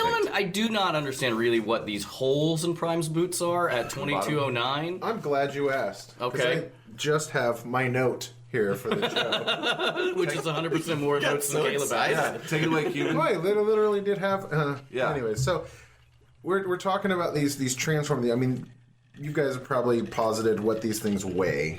Like weight? I mean, these are probably Tonnage. tons and tons. Yeah, right. I would think at least Optimus probably weighs Never a couple really tons. talked about it. And they're but yeah. quite agile.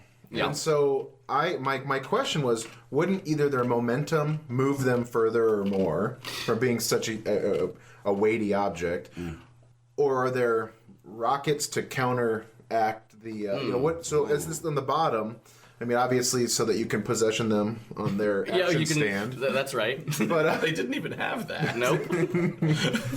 dang, wrong show again. But it's my thought is there's got to be something to help them propel so I see. rapidly back. So into there's little action. mini rockets that basically help him move. Well, that's interesting because you just said it too. Also, yes, that is because their momentum, right? It would be difficult to arrest when you're already in motion, and they do move very fluidly. And then also, I was while watching this. Was thinking about how much damage that is done to them, and I think it's because they're so heavy that like even Optimus throwing Megatron is pretty. I mean, that's gonna fuck you up if you weigh 2 tons. Well, this is in space. Maybe the gravity is not. Is gravity less on Cybertron than It is much smaller than Earth from all visual. When I went to Cybertron preparing for this show. Wow, you did a lot of research. Boy, are my arms tired. Maybe.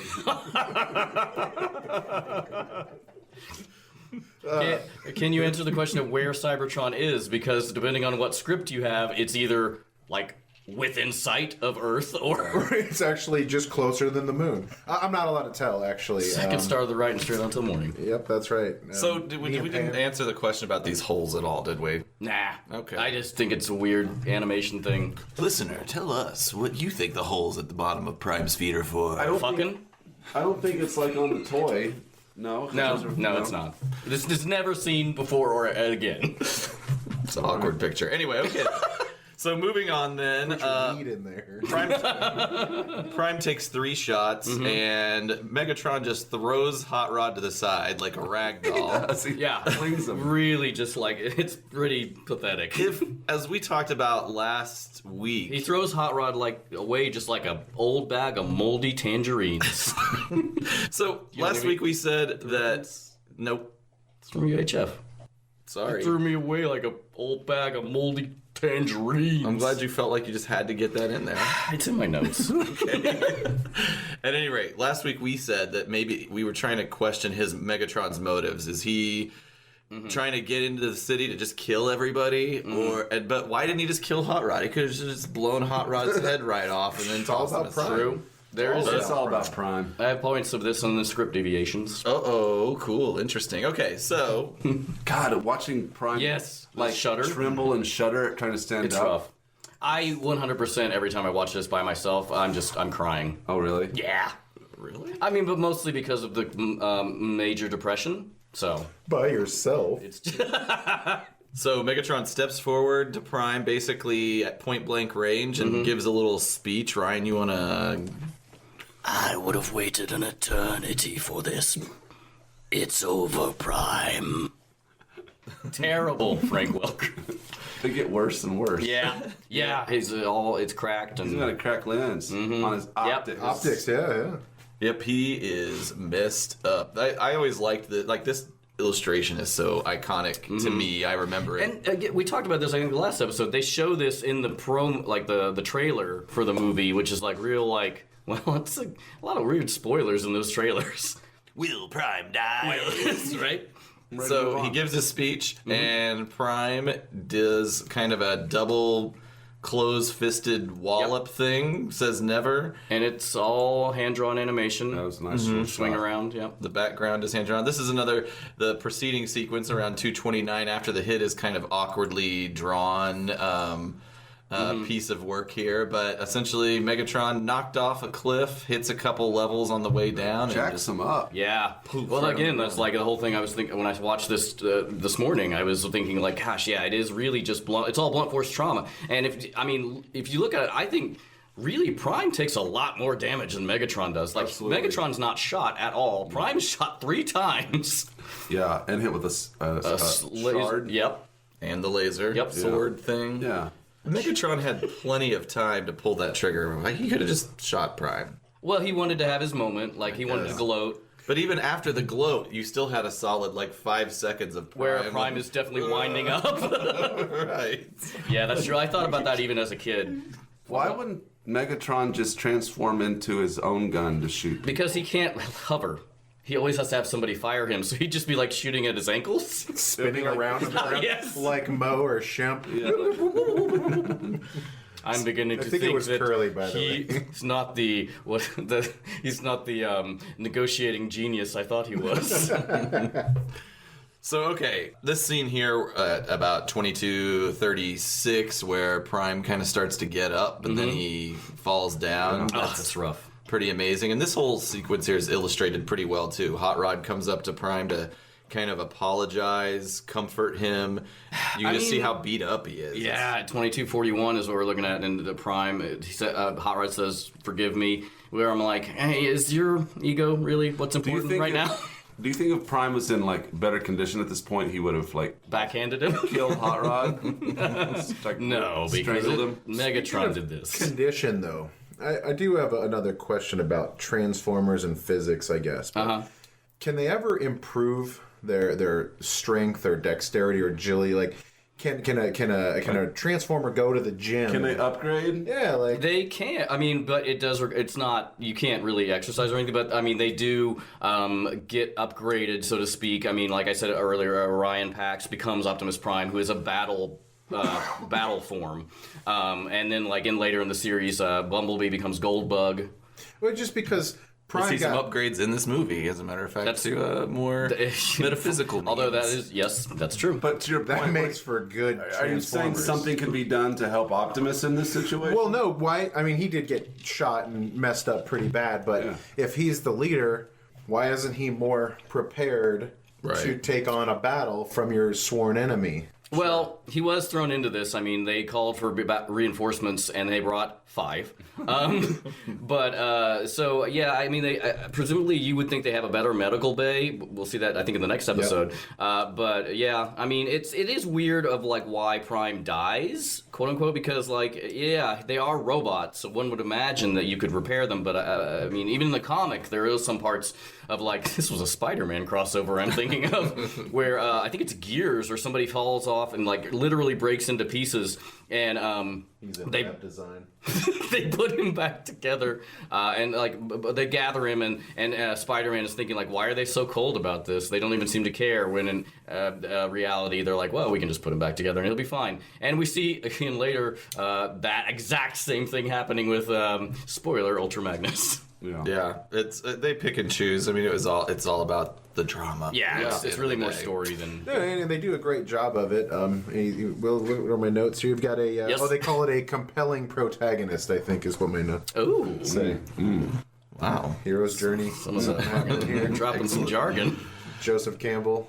Anybody? I read about 7 books to get ready for this. I do that. And this, what we're looking at, Megatron spark on the ground at 22:44. This is Starscream's wet dream, right? This is his moment. Yeah, so you see Starscream, I believe that is Hook and Soundwave surrounding Megatron. Starscream comes up, gives a little speech as well. Do you have a Starscream voice? I can try. How do you feel, mighty Megatron? That wasn't bad. Why are you cringing, Caleb? He just hates it when I do voices. It's better than mine. Is it? Let's see. It is. How do you feel, mighty Megatron? I'll get to this in script deviations, but it was really supposed to be. How do you feel, Megatron? Yeah. So he kicks him, and then calls for Astro Train to come and pick him up. Where did you come from? Astro Train? Showing up? Yeah, well, he's not showing up yet, but we're at the end of the minute. That's right. And as the minute starts to end, Megatron says to Soundwave, "Don't leave me," and then it ends. Yeah, that's it. And this is the thing, "Don't leave me, Soundwave." That part, even as a kid, struck me as really depressing because I'm wow, even his most trusted ally, Soundwave, he has to kind of basically just ask him, "Hey, maybe don't leave me here. Take me with you." I will jump in because you can edit this out. Speaking of depressing, I was in Branson, Missouri yesterday. End of sentence. It could easily be my birthday.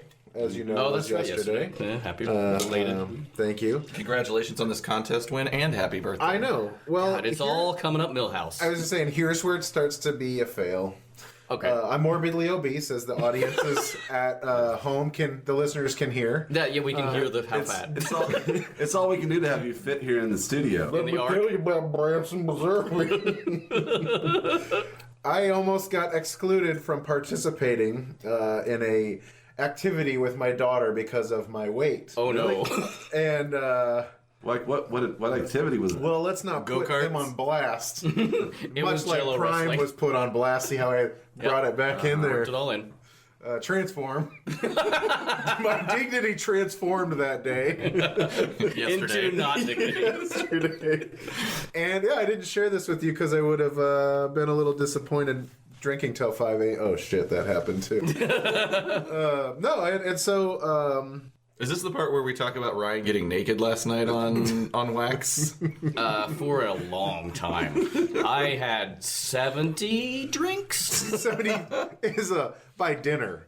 Yeah, it was. I mean, mistakes were made. I got some nude. I've asked everybody, like, everybody's like, yes, it was weird. No, it wasn't necessarily threatening and aggressive. But Well, so we all drown our sorrows. Yesterday. Sure. I drown mine in saturated fat, but yeah, we all. mine's just And alcohol booze. because of the chronic depression. So, guys, I don't have any... I have a little bit of voice actor stuff, but it's not anybody new. It's essentially some kind of choice tidbits I picked up about Welker and Colin working together.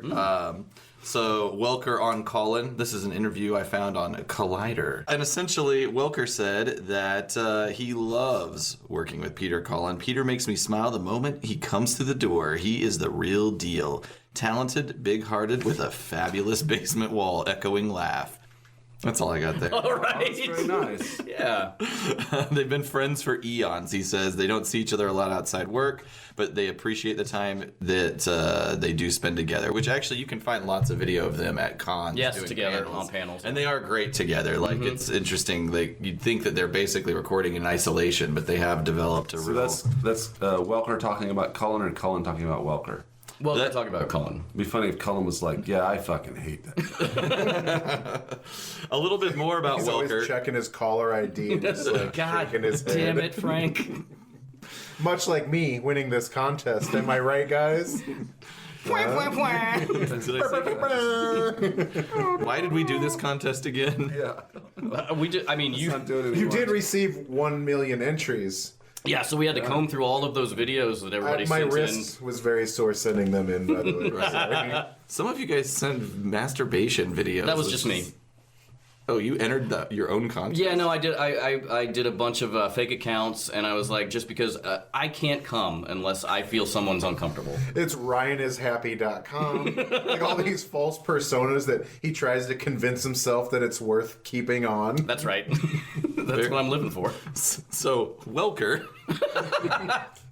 Checks his call. Who is like, please don't mention me in the same sentence as a jerk-off joke. It wasn't a joke.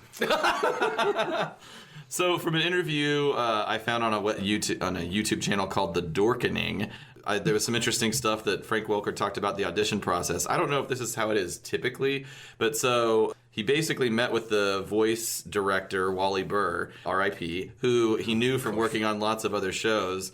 And essentially, he goes into the audition room, and there's a long table set up, and it has just all the characters' pictures and little bios spread out. And he basically said, the Wally Burr told Frank Welker, pick 3, and Frank Welker ended up grabbing like 9 of them.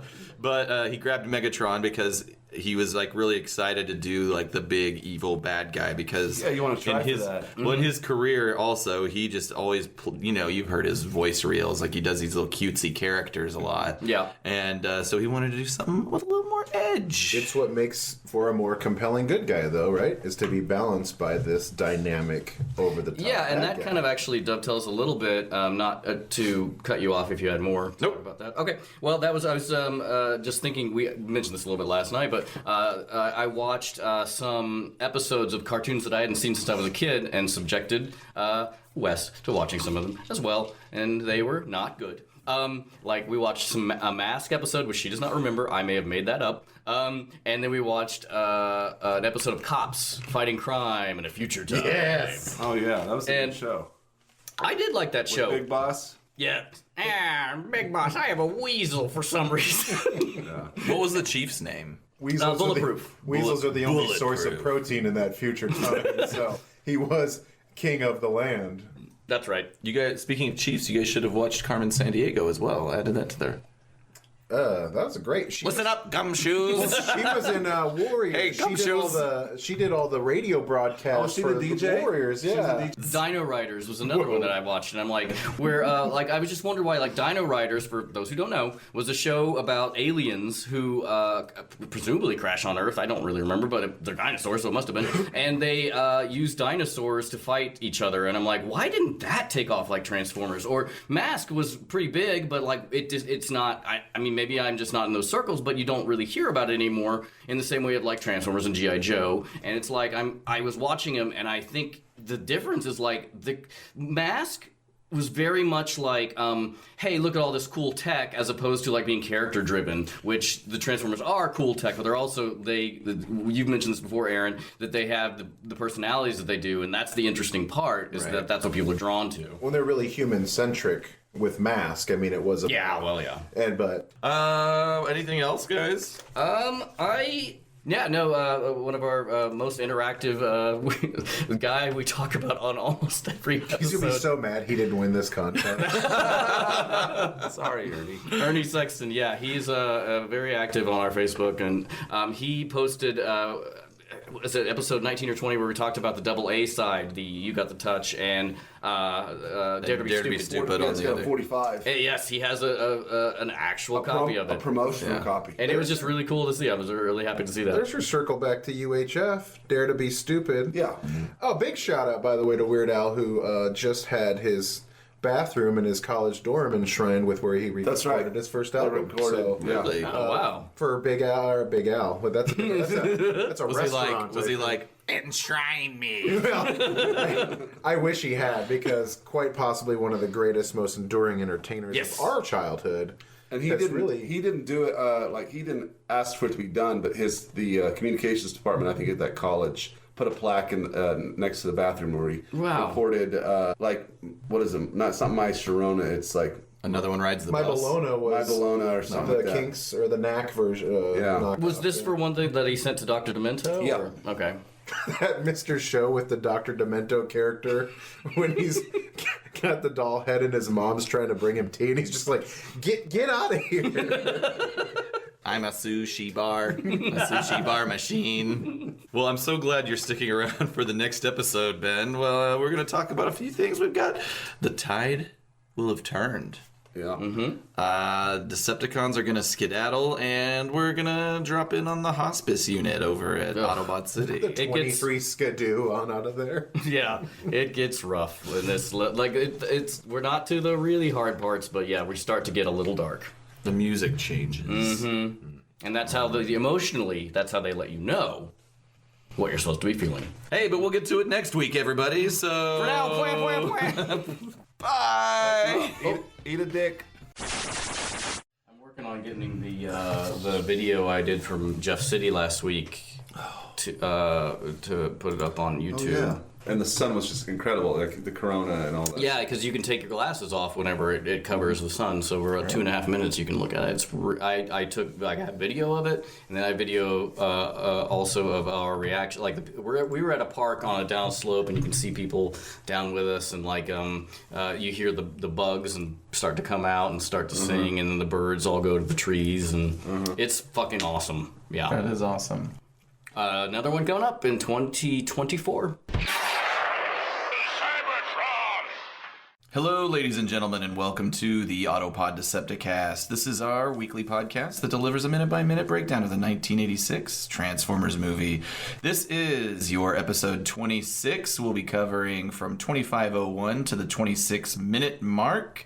And joining me to talk about this minute in all black, my somber, sadness-stricken associates. I am in mourning. I am Ryan, and I am in mourning.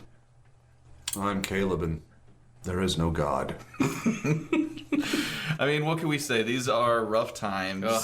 Prime is dying. We're in the process of passing the mantle of leadership to Ultra Magnus. And we had to have this awkward cut in the middle of his speech. And where we left it last episode, he was kind of rebuffing Ultra Magnus's claim of unworthiness, and he kind of left it with "nor was I, but one day an Autobot shall rise from our ranks," and that's where our minute starts to use the power of the Matrix to light our darkest And honestly, hour. like watching this, even with like in light of the podcast and like with you guys here, I really got a little. I mean, I cry really easily, but I got choked up and was like, I did get a little misty just watching this. That's tough. It is. I mean, it's everything is done so well, from the animation to the music to the, and I'll get more into that kind of as we proceed through the minute. But I mean, it was just they were able to sonically shift the tone from like beravement to kind of wonder and awe, and then back to bereavement. But it was effective. It was not. It wasn't harsh. Yeah, it's great. That shift back to bereavement, especially. But I mean, we'll cover that later. So Prime opens his chest. He reveals some really interesting circuitry in there that we'd never seen before. It's really pretty and intricate in there. I love the design of the Matrix too, which is kind of like pretty unique. I mean, it's interesting, and this is another thing of like presumably all Autobots have a cavity for the Matrix, just in case maybe not Wheelie, but just in case they become the leader. I don't know. Yeah, that's a good question, because when Ultra Magnus receives it, he just casually puts it inside his cavity. That sounds so filthy. Well, I knew you would say something. I was going to get into that at some point about talking about the false modesty on Ultra Magnus. I'm just a soldier. It's like you have a perfect Matrix hole in your chest. Matrix hole.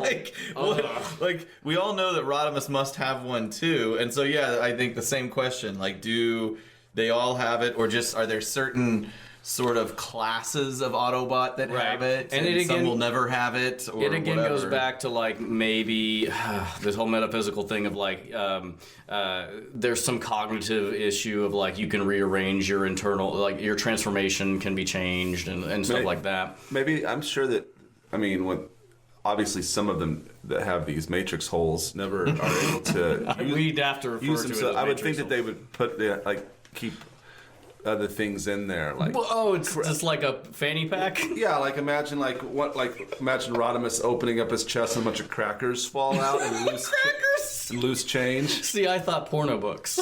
Right. Either way, he's a slob. He doesn't use his Matrix hole garbage. It's empty.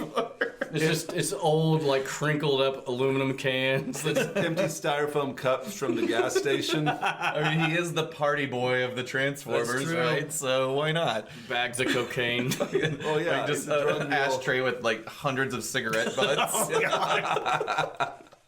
Oh, it's funny. So back to the dying. Yeah. So this animation here, we keep talking about we're going to do research on how animation is done, but this whole crystalline orb of shimmering amazingness is pretty awesome. Matrix is, so it's this orb, it's in this structure with handles, which Prime doesn't use, by the way, but the camera zooms into the orb, and then we kind of see it zoom out on Prime's body. So at this point, even the sound effect, for lack of a better phrase, is shimmering. I mean, it's just very swells. They stand back in like surprise. Or I think it's more awe. I think they probably, most of these Autobots have never seen this before. There's your cords, by the way, going from the machine go to the bed. to the table. I'm sure they. Yeah. Okay. We're at 2519. Talking about the issue last episode. 25. That's correct. Yeah. Last episode we talked about how there wasn't cords attached to Prime. How were the readings happening on the monitor, and also it was a script deviation. It'd be funny if.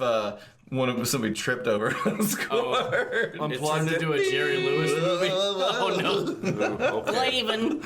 Okay. Actually, R.I.P. Jerry Lewis, by the way. Oh yeah, R.I.P. Jerry Lewis. I wonder if he died too. Speaking of dying, Optimus Prime of comedians? No. I don't think so. I mean, he's fine. He's fine. France loves him. Yeah. Everything's good. France's Optimus Prime of comedians. So Prime is going to reach into his chest. Let's see if you guys can spot the animation error here. All right. Okay. Pause it. It's paused, and I'm getting At better. 25-21, and we're going forward. Did you see it? No, it's already happened. No, No, I do it didn't. again. Let's see if I can reverse it. I bet I frame know. by I bet I frame. already know. It's Oh, there's a double matrix. There's a double matrix. What second are we at here? that's weird. We are at 25-22. When Prime lifts the matrix out of his chest, there's a second matrix in his chest that does not have the glowing orb inside it. That's right.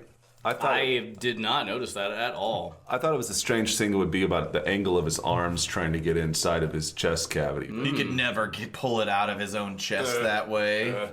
He's not articulated enough. Yeah. So, but that's weird. So maybe that's symbolic of like he's given the leadership away, but then he's not really getting He gets it back twice after this. So everybody pretty much agrees that if he's around, he should just have that thing. And even to the point of like in the ones where he comes back the first time, Hot Rod forces them. Well, Rodimus forces the Matrix upon him, even though Optimus is like, no, take it. Damn it, Hot And for reason I do not remember, it makes him evil. I think he was already sort of screwed up. Anyway, we don't have to cover that. So Prime, as we said, he's reached into his chest. He's pulled out the Matrix. He's handing it towards who we would assume is Ultra Magnus. But then he drops it, and he speaks his final words until the day till all are one, which is awkward phrasing to me. But I don't like the until together. Yeah, it's a repeated word. But why can't we just say until the day when all are one? He is not in good shape. No. Fuck, Prime. Be like articulate with your language. You're waiting for like someone in the room to like correct him. Prime shouldn't. It'd be Perceptor. I don't believe you're using the correct verbiage. I mean, do you want to repeat that word? And then just like Tupac, Prime's final words would be "Fuck you, Perceptor." Perceptor. So Prime loses strength in his hands, and the Matrix tumbles falls from his fingers from it. Gosh, it's just like even that is sad. Like like this is 25-28. The Matrix falls towards the ground. Everybody runs toward it. Yeah, everybody's trying to recover it, and Hot Rod happens to be the one that scoops it up. And at this scene is very mystical. This is where the music really gets shimmering, I think, at this part. And this is where the tone really changes again from somber to spiritual. And we realize there's kind of some sacred Autobot magic taking place here. It's pretty heavy-handed with the foreshadowing. It really is. That the whole screen turns blue. He holds it up. Really blinding, and even the shadow shifts somehow. The instant Hot Rod catches it, there's an interesting pulsing, highlights, shadows. He stands up, lifts the Matrix upward, and as a kid, this entire moment, I mean, I think it did what it was supposed to do, which is to indicate that Hot Rod is supposed to be the guy. But what I also wasn't sure of, or was always questionable to me, was that I thought that maybe Hot Rod became the guy because he was the first one to touch the Matrix. Like catching the bouquet at a wedding. Exactly, right, exactly. So, maybe. So if he hadn't have caught it, maybe if it would have landed in Ultra Magnus' hands first, it wouldn't have imprinted on... God, what if it would have landed in Daniel's hands? That'd be awesome. It would have crushed him. Excellent. Ow! It's just one of the many times he dies in this movie. Leg. And as a kid, I remember so dumb, like the kid rationale of thinking like, oh, he could have just taken it there and everything would have been great. And I'm like, I know as an adult they were like, he's not not morally, but he's not ready yet. Yes, he's not ready. He needs to get some experience. Yeah, but Wasn't the right time. That's right. We needed to have some more movie first. Right. Yeah, because it could. Well, yes. Again, we keep stopping that. We keep picking out great parts to just end the movie. Where right? Why didn't this? Because movie. So I guess we assume then the Matrix knew that Hot Rod would eventually be his partner, its partner, And this was just a visual Foreshadowing. storytelling clue, foreshadowing, if you will, as to I have an interesting point about it. I don't know if we go into this now. I have a lot about the Matrix. Good, because About I'm very what it curious is. about this Matrix. We mentioned in an early episode why the Cybertronians don't know of Unicron if they possess the only means of destroying him, and I went down this huge rabbit hole, mostly on the TF Wiki, about what the Matrix is. And it is really convoluted. Like, there's a lot of, ins and outs. And like I said, Bob Budiansky created it as the Creation Matrix. And he created it in the comics because he wanted them to be asexual, but they needed a way to reproduce. Okay. And so he created the Creation Matrix as like a way to reproduce. And so essentially, the Matrix is kind of like a conduit for Primus's power, which Primus was the creator. Well, the Quintessons in the cartoon were the creator of the Transformers, but Primus is basically Cybertron. Primus is Cybertron. And so this is like a vessel for his soul, and it's a vessel for all the souls of the Autobot leaders, and it's the antithesis to Unicron, and maybe it's just like in their mythology, the Transformers have forgotten about Unicron. Sure, I can get behind that. And then again, it was into Beast Machines when we expanded the idea of the Allspark, where the physical Matrix was like a gateway to the Matrix or the Allspark. Interesting.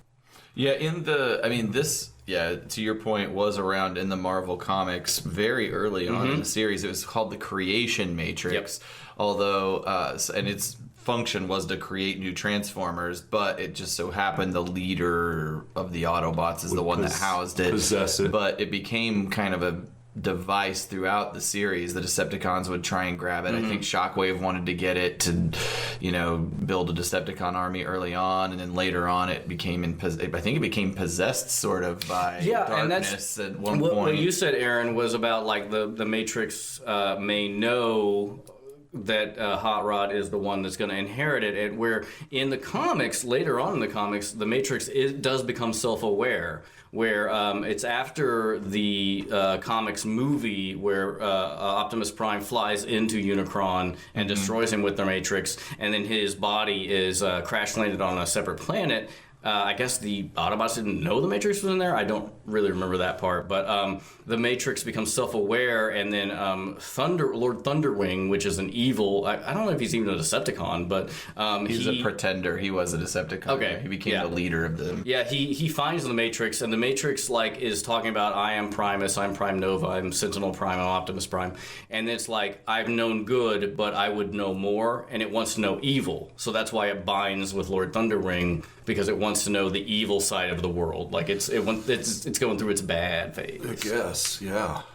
So I guess I'm of one of two minds here. Is this Matrix? And I'd say, if we talk about our iconic moments, this moment at 2537 is a pretty iconic moment where Hot Rod is lifting it up. The screen is blindingly blue. It feels like there's some connection here between the object and Hot Rod. So is this Matrix, are we to believe it's sentient and that it's responding to Hot Rod, or is this purely just a storytelling moment to let us know that Hot Rod is a part of it, or is this really happening? Is everybody in the room seeing this? I don't think so. I think it's both your first two things. It's like the Matrix knows. The Matrix knows. And also it's helping foreshadowing. I mean, I guess if you think about it, when they're on Junkion later, like the Matrix, Ultra Magnus is the rightful heir to this thing as of right now. He can't open it. Right. Matrix is saying, "This ain't our darkest hour. Fuck you." Right. Yeah. Hold up on this. Yeah. I mean, that also implies that the Matrix has like an ESP, like it can foretell the future.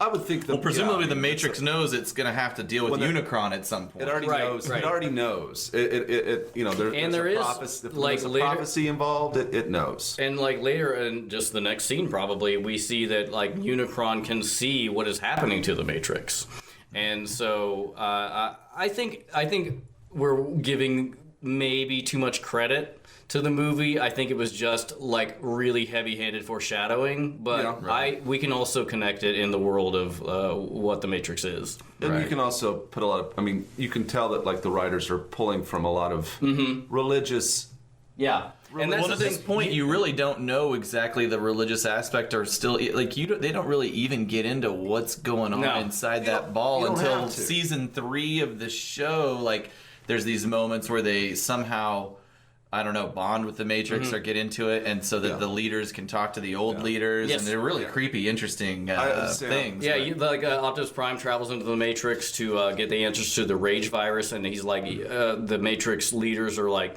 don't go too far or you'll get lost. And it is like a very religious, spiritual thing, whereas also the Decepticons don't necessarily think the Matrix is a like deified item, but they want the power that it provides. I think it's a real smart on the writer's part to minimize it and know that the audience is smart enough to get it, get it, and it can be just ambiguous enough because they know that people in the real world have enough knowledge of religion to kind of fill in the blanks. And that's true, and I don't know whether it was a conscious effort or not, but there's a lot of places, and this is one of them, in the movie where there is like restraint showed of like, we don't need to show and we don't need to tell too much, we're just going to show, and everybody gets it. Yep. So, and the other thing to remember is, in context of the movie, we don't know that this thing has a connection to Unicron yet. Right. Unicron hasn't spilled those beans. We just know that this big thing exists. Well, we know that it's going to be a big part of Right, and we know that this. I mean, we don't. But essentially, that's this true. is going to we don't know yet that this has anything to do with you. But this is going to serve as. I mean, we'll know pretty quickly because after the transfer happens, we're gonna that goes into the next minute. If I'm not mistaken. But I mean, basically, this is the storytelling device going forward. Like this thing, this is like the briefcase in Pulp Fiction. It's like, the MacGuffin. We've got to follow this thing around wherever it is. So Hot Rod is going to transfer that Matrix over to our boy Ultra Magnus. Like, here you go, you drop this. And Ultra Magnus is going to take it and open his chest cavity, and he's got a perfect Matrix hole. And this is at 2552. I think we have the same point, maybe, about him struggling to fit the it double tap in the cavity. Yeah, it is always. I always looked at it as an interesting moment, and I think post watching it as a kid, I looked at it as foreshadowing that he wasn't the true leader. Oh, that it didn't fit perfectly in his chest. But a lot of other people will say it's an animation error, is what my research says. I can't imagine an animation error, but I can't imagine them. I can't imagine the illustrators consciously going with that. Yeah, because that's more animation. You're animating more things. So like you put it right in there. Yeah, put it just right close in there. it there. But then he adjusts it there. Where it takes it back 2550. Oh, weird. Why was that decided on? Yeah, I mean, and I was actually, I'm glad we looked at it in slow motion like this, because I thought that maybe, it was a glitch going back to where he first put it in, but his chest, but he did that with one hand, and that was like a two-handed Look how reach up fast he there. puts it in with that first time. It like almost pops in there, and they might have thought it's not enough. So they do so it we again. could take it Watch how fast it goes. Or just watch. Bleep, bloop, boop. Just readjust. Yeah, well, I mean, maybe just use the second take then. It could just be that we're way looking into it. I don't know if if it's not meant to mean that he's not the true leader because it doesn't fit perfectly. That's fine, pretty deep. But why do this adjustment thing? That's totally unnecessary. Why at all? I don't know. That's interesting. I think we're overthinking it, but at the same time, it's done. Yeah. So here, I mean, not to jump way, way, way ahead, but why is Hot Rod the only one who evolves whenever he gets the Matrix? We've talked about this. Doesn't Prime change? But you're saying no, he doesn't. He doesn't change form. Because whenever Prime is created as a battle form in the original episodes, he is just the form he is. Right. So he gets the Matrix and he just becomes leader from Sentinel Prime. But here, Ultra Magnus gets the Matrix, doesn't change at all. Hot Rod evolves like a Digimon or something. I don't know. I think they have to do something to show. I mean, like he's the rightful heir. No, I think that this story is ultimately about growth, change and responsibility, and the. I'll tell you why. Because they had 2 toys to sell. But is that the real answer? But they had to do something. I mean, so they had to symbolically and show him mature. Yeah, maybe. I guess maybe also like Ultra Magnus looks leaderly, like he's a big he's already statuesque, like somber character, and Hot Rod looks like a fucking teenage kid robot. I would posit that, and we can do the research, and this probably the time to pick this up is probably towards the end. Yep. But I know I jumped in. But I would guess a couple of things. It's probably not the toy thing necessarily, because I think at this phase in the design world, they were designing toys to fit the story, not retroactively writing a story around toys that existed. So it's probably not that. I think that probably they felt like, for the viewer, your only leaders have trailers, and I feel like it just was maybe like a connection to leadership, that this guy's got to have a trailer now, and so now he's a Winnebago or something instead of just and maybe that trailer, just like the midlife crisis young man in the sports car ultimately gets the Winnebago and retires. It's like maybe that's a little too deep, but I think it's just a symbol of like they're writing leadership. it It's for kind of a lot of kids that are on the cusp of becoming adults, and the challenges and that face you on becoming a responsible. It's symbolic of the new burden that he has responsibility. So he's for. going through puberty. Yeah, Second sure. puberty. Yeah. I think that's... I can agree with that. I think that, yes, maybe they were trying to like show that he is now become more mature through his struggles and is worthy of the Matrix. Yeah, and you've there with puberty becomes pubes. So the trailer is Hot Rod's say pubes. something a lot more. What were you? I was going to say with puberty comes, negotiating a path to responsibility. But I think he's beyond puberty. It's like he's graduated college and has a real job. Although too, you get the leadership position, he should be in the workforce and have a history of proven success. Anyway, I know I jumped way ahead. I just wanted to address that because it's weird. Copy and paste for episode 83. Yeah. We'll just pick it up again next year. So at this point, the shot now goes back to somber mode. We've had this mystical moment, and now it's this really intense. I feel like it's almost meant to kind of mimic a heartbeat of like an intense EKG. synthesized tones, and we focus on the monitor again, where the music changes. Right, exactly. And the monitor and the music are kind of in sync, and that's where the movie basically it's sort of the 25-58 flatline moment is our minute ends. So flatline. It flatlines, and then our next minute begins with some more sadness. More death process. Yeah. Voice actors. So obviously there is nothing new from the movie standpoint, but I thought I'd take a second. I thought I maybe already talked about this, so if I did, we can edit this out, but everything seemed new to me when I looked it up. And that is Jack Angel. He took over for the voice of Ultra Magnus after the movie. And we talked about. I actually asked because I was like, Robert Stack certainly didn't continue with that voice, and I was like, who did? And that I think was the extent of it. Okay, maybe so. I couldn't find it in my notes.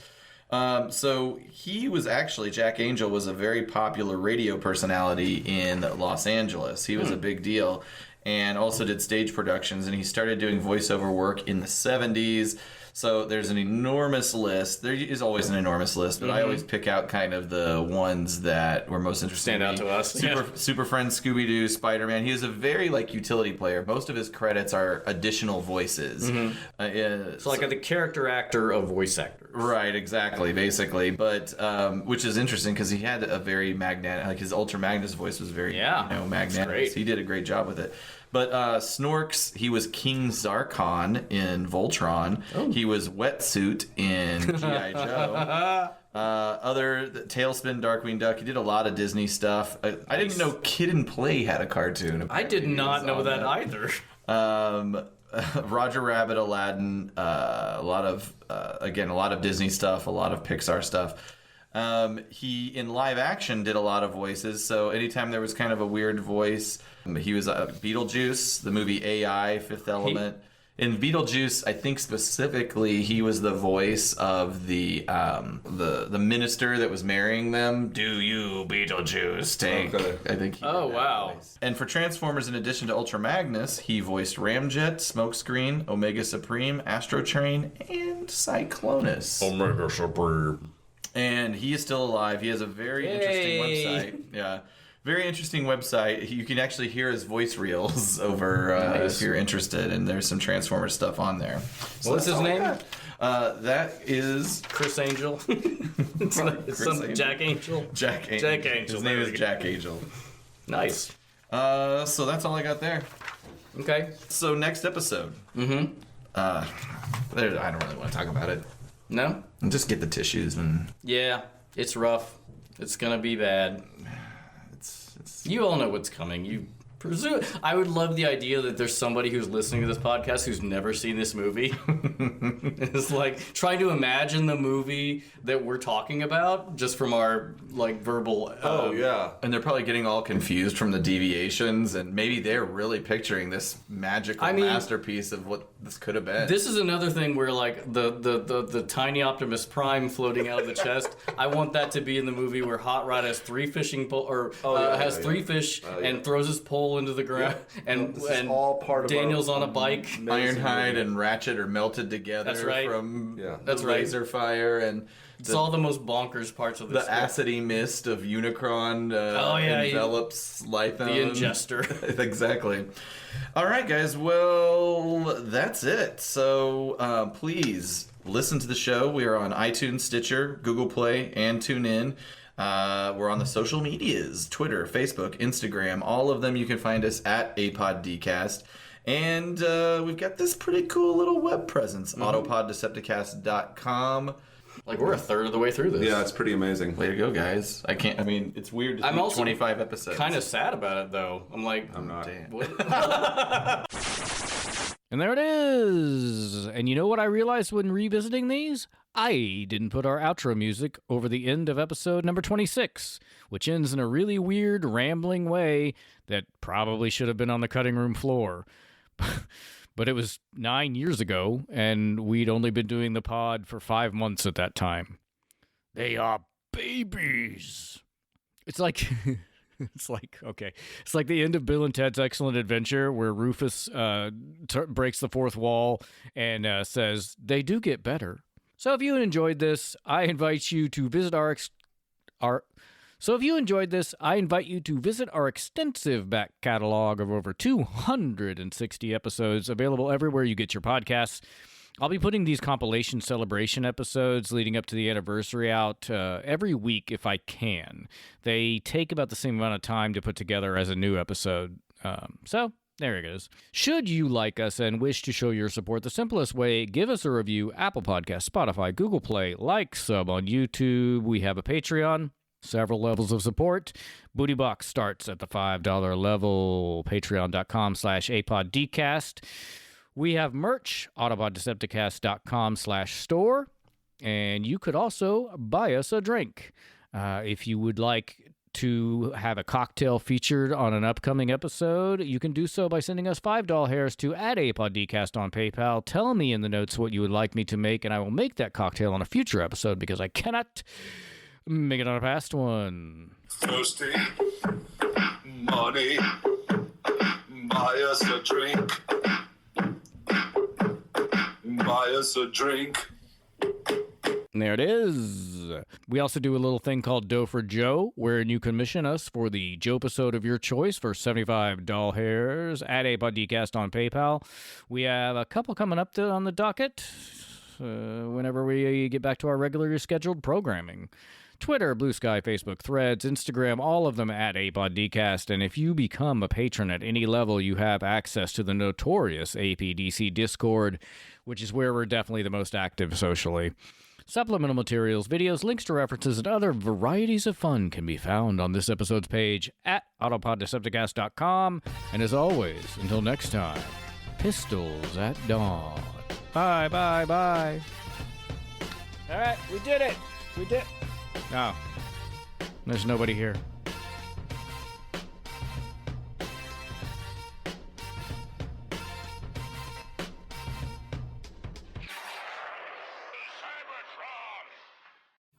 Cells is the sponsor of Autopod Decepticast. Yes, yes, yes, yes, yes, yes, yes, yes.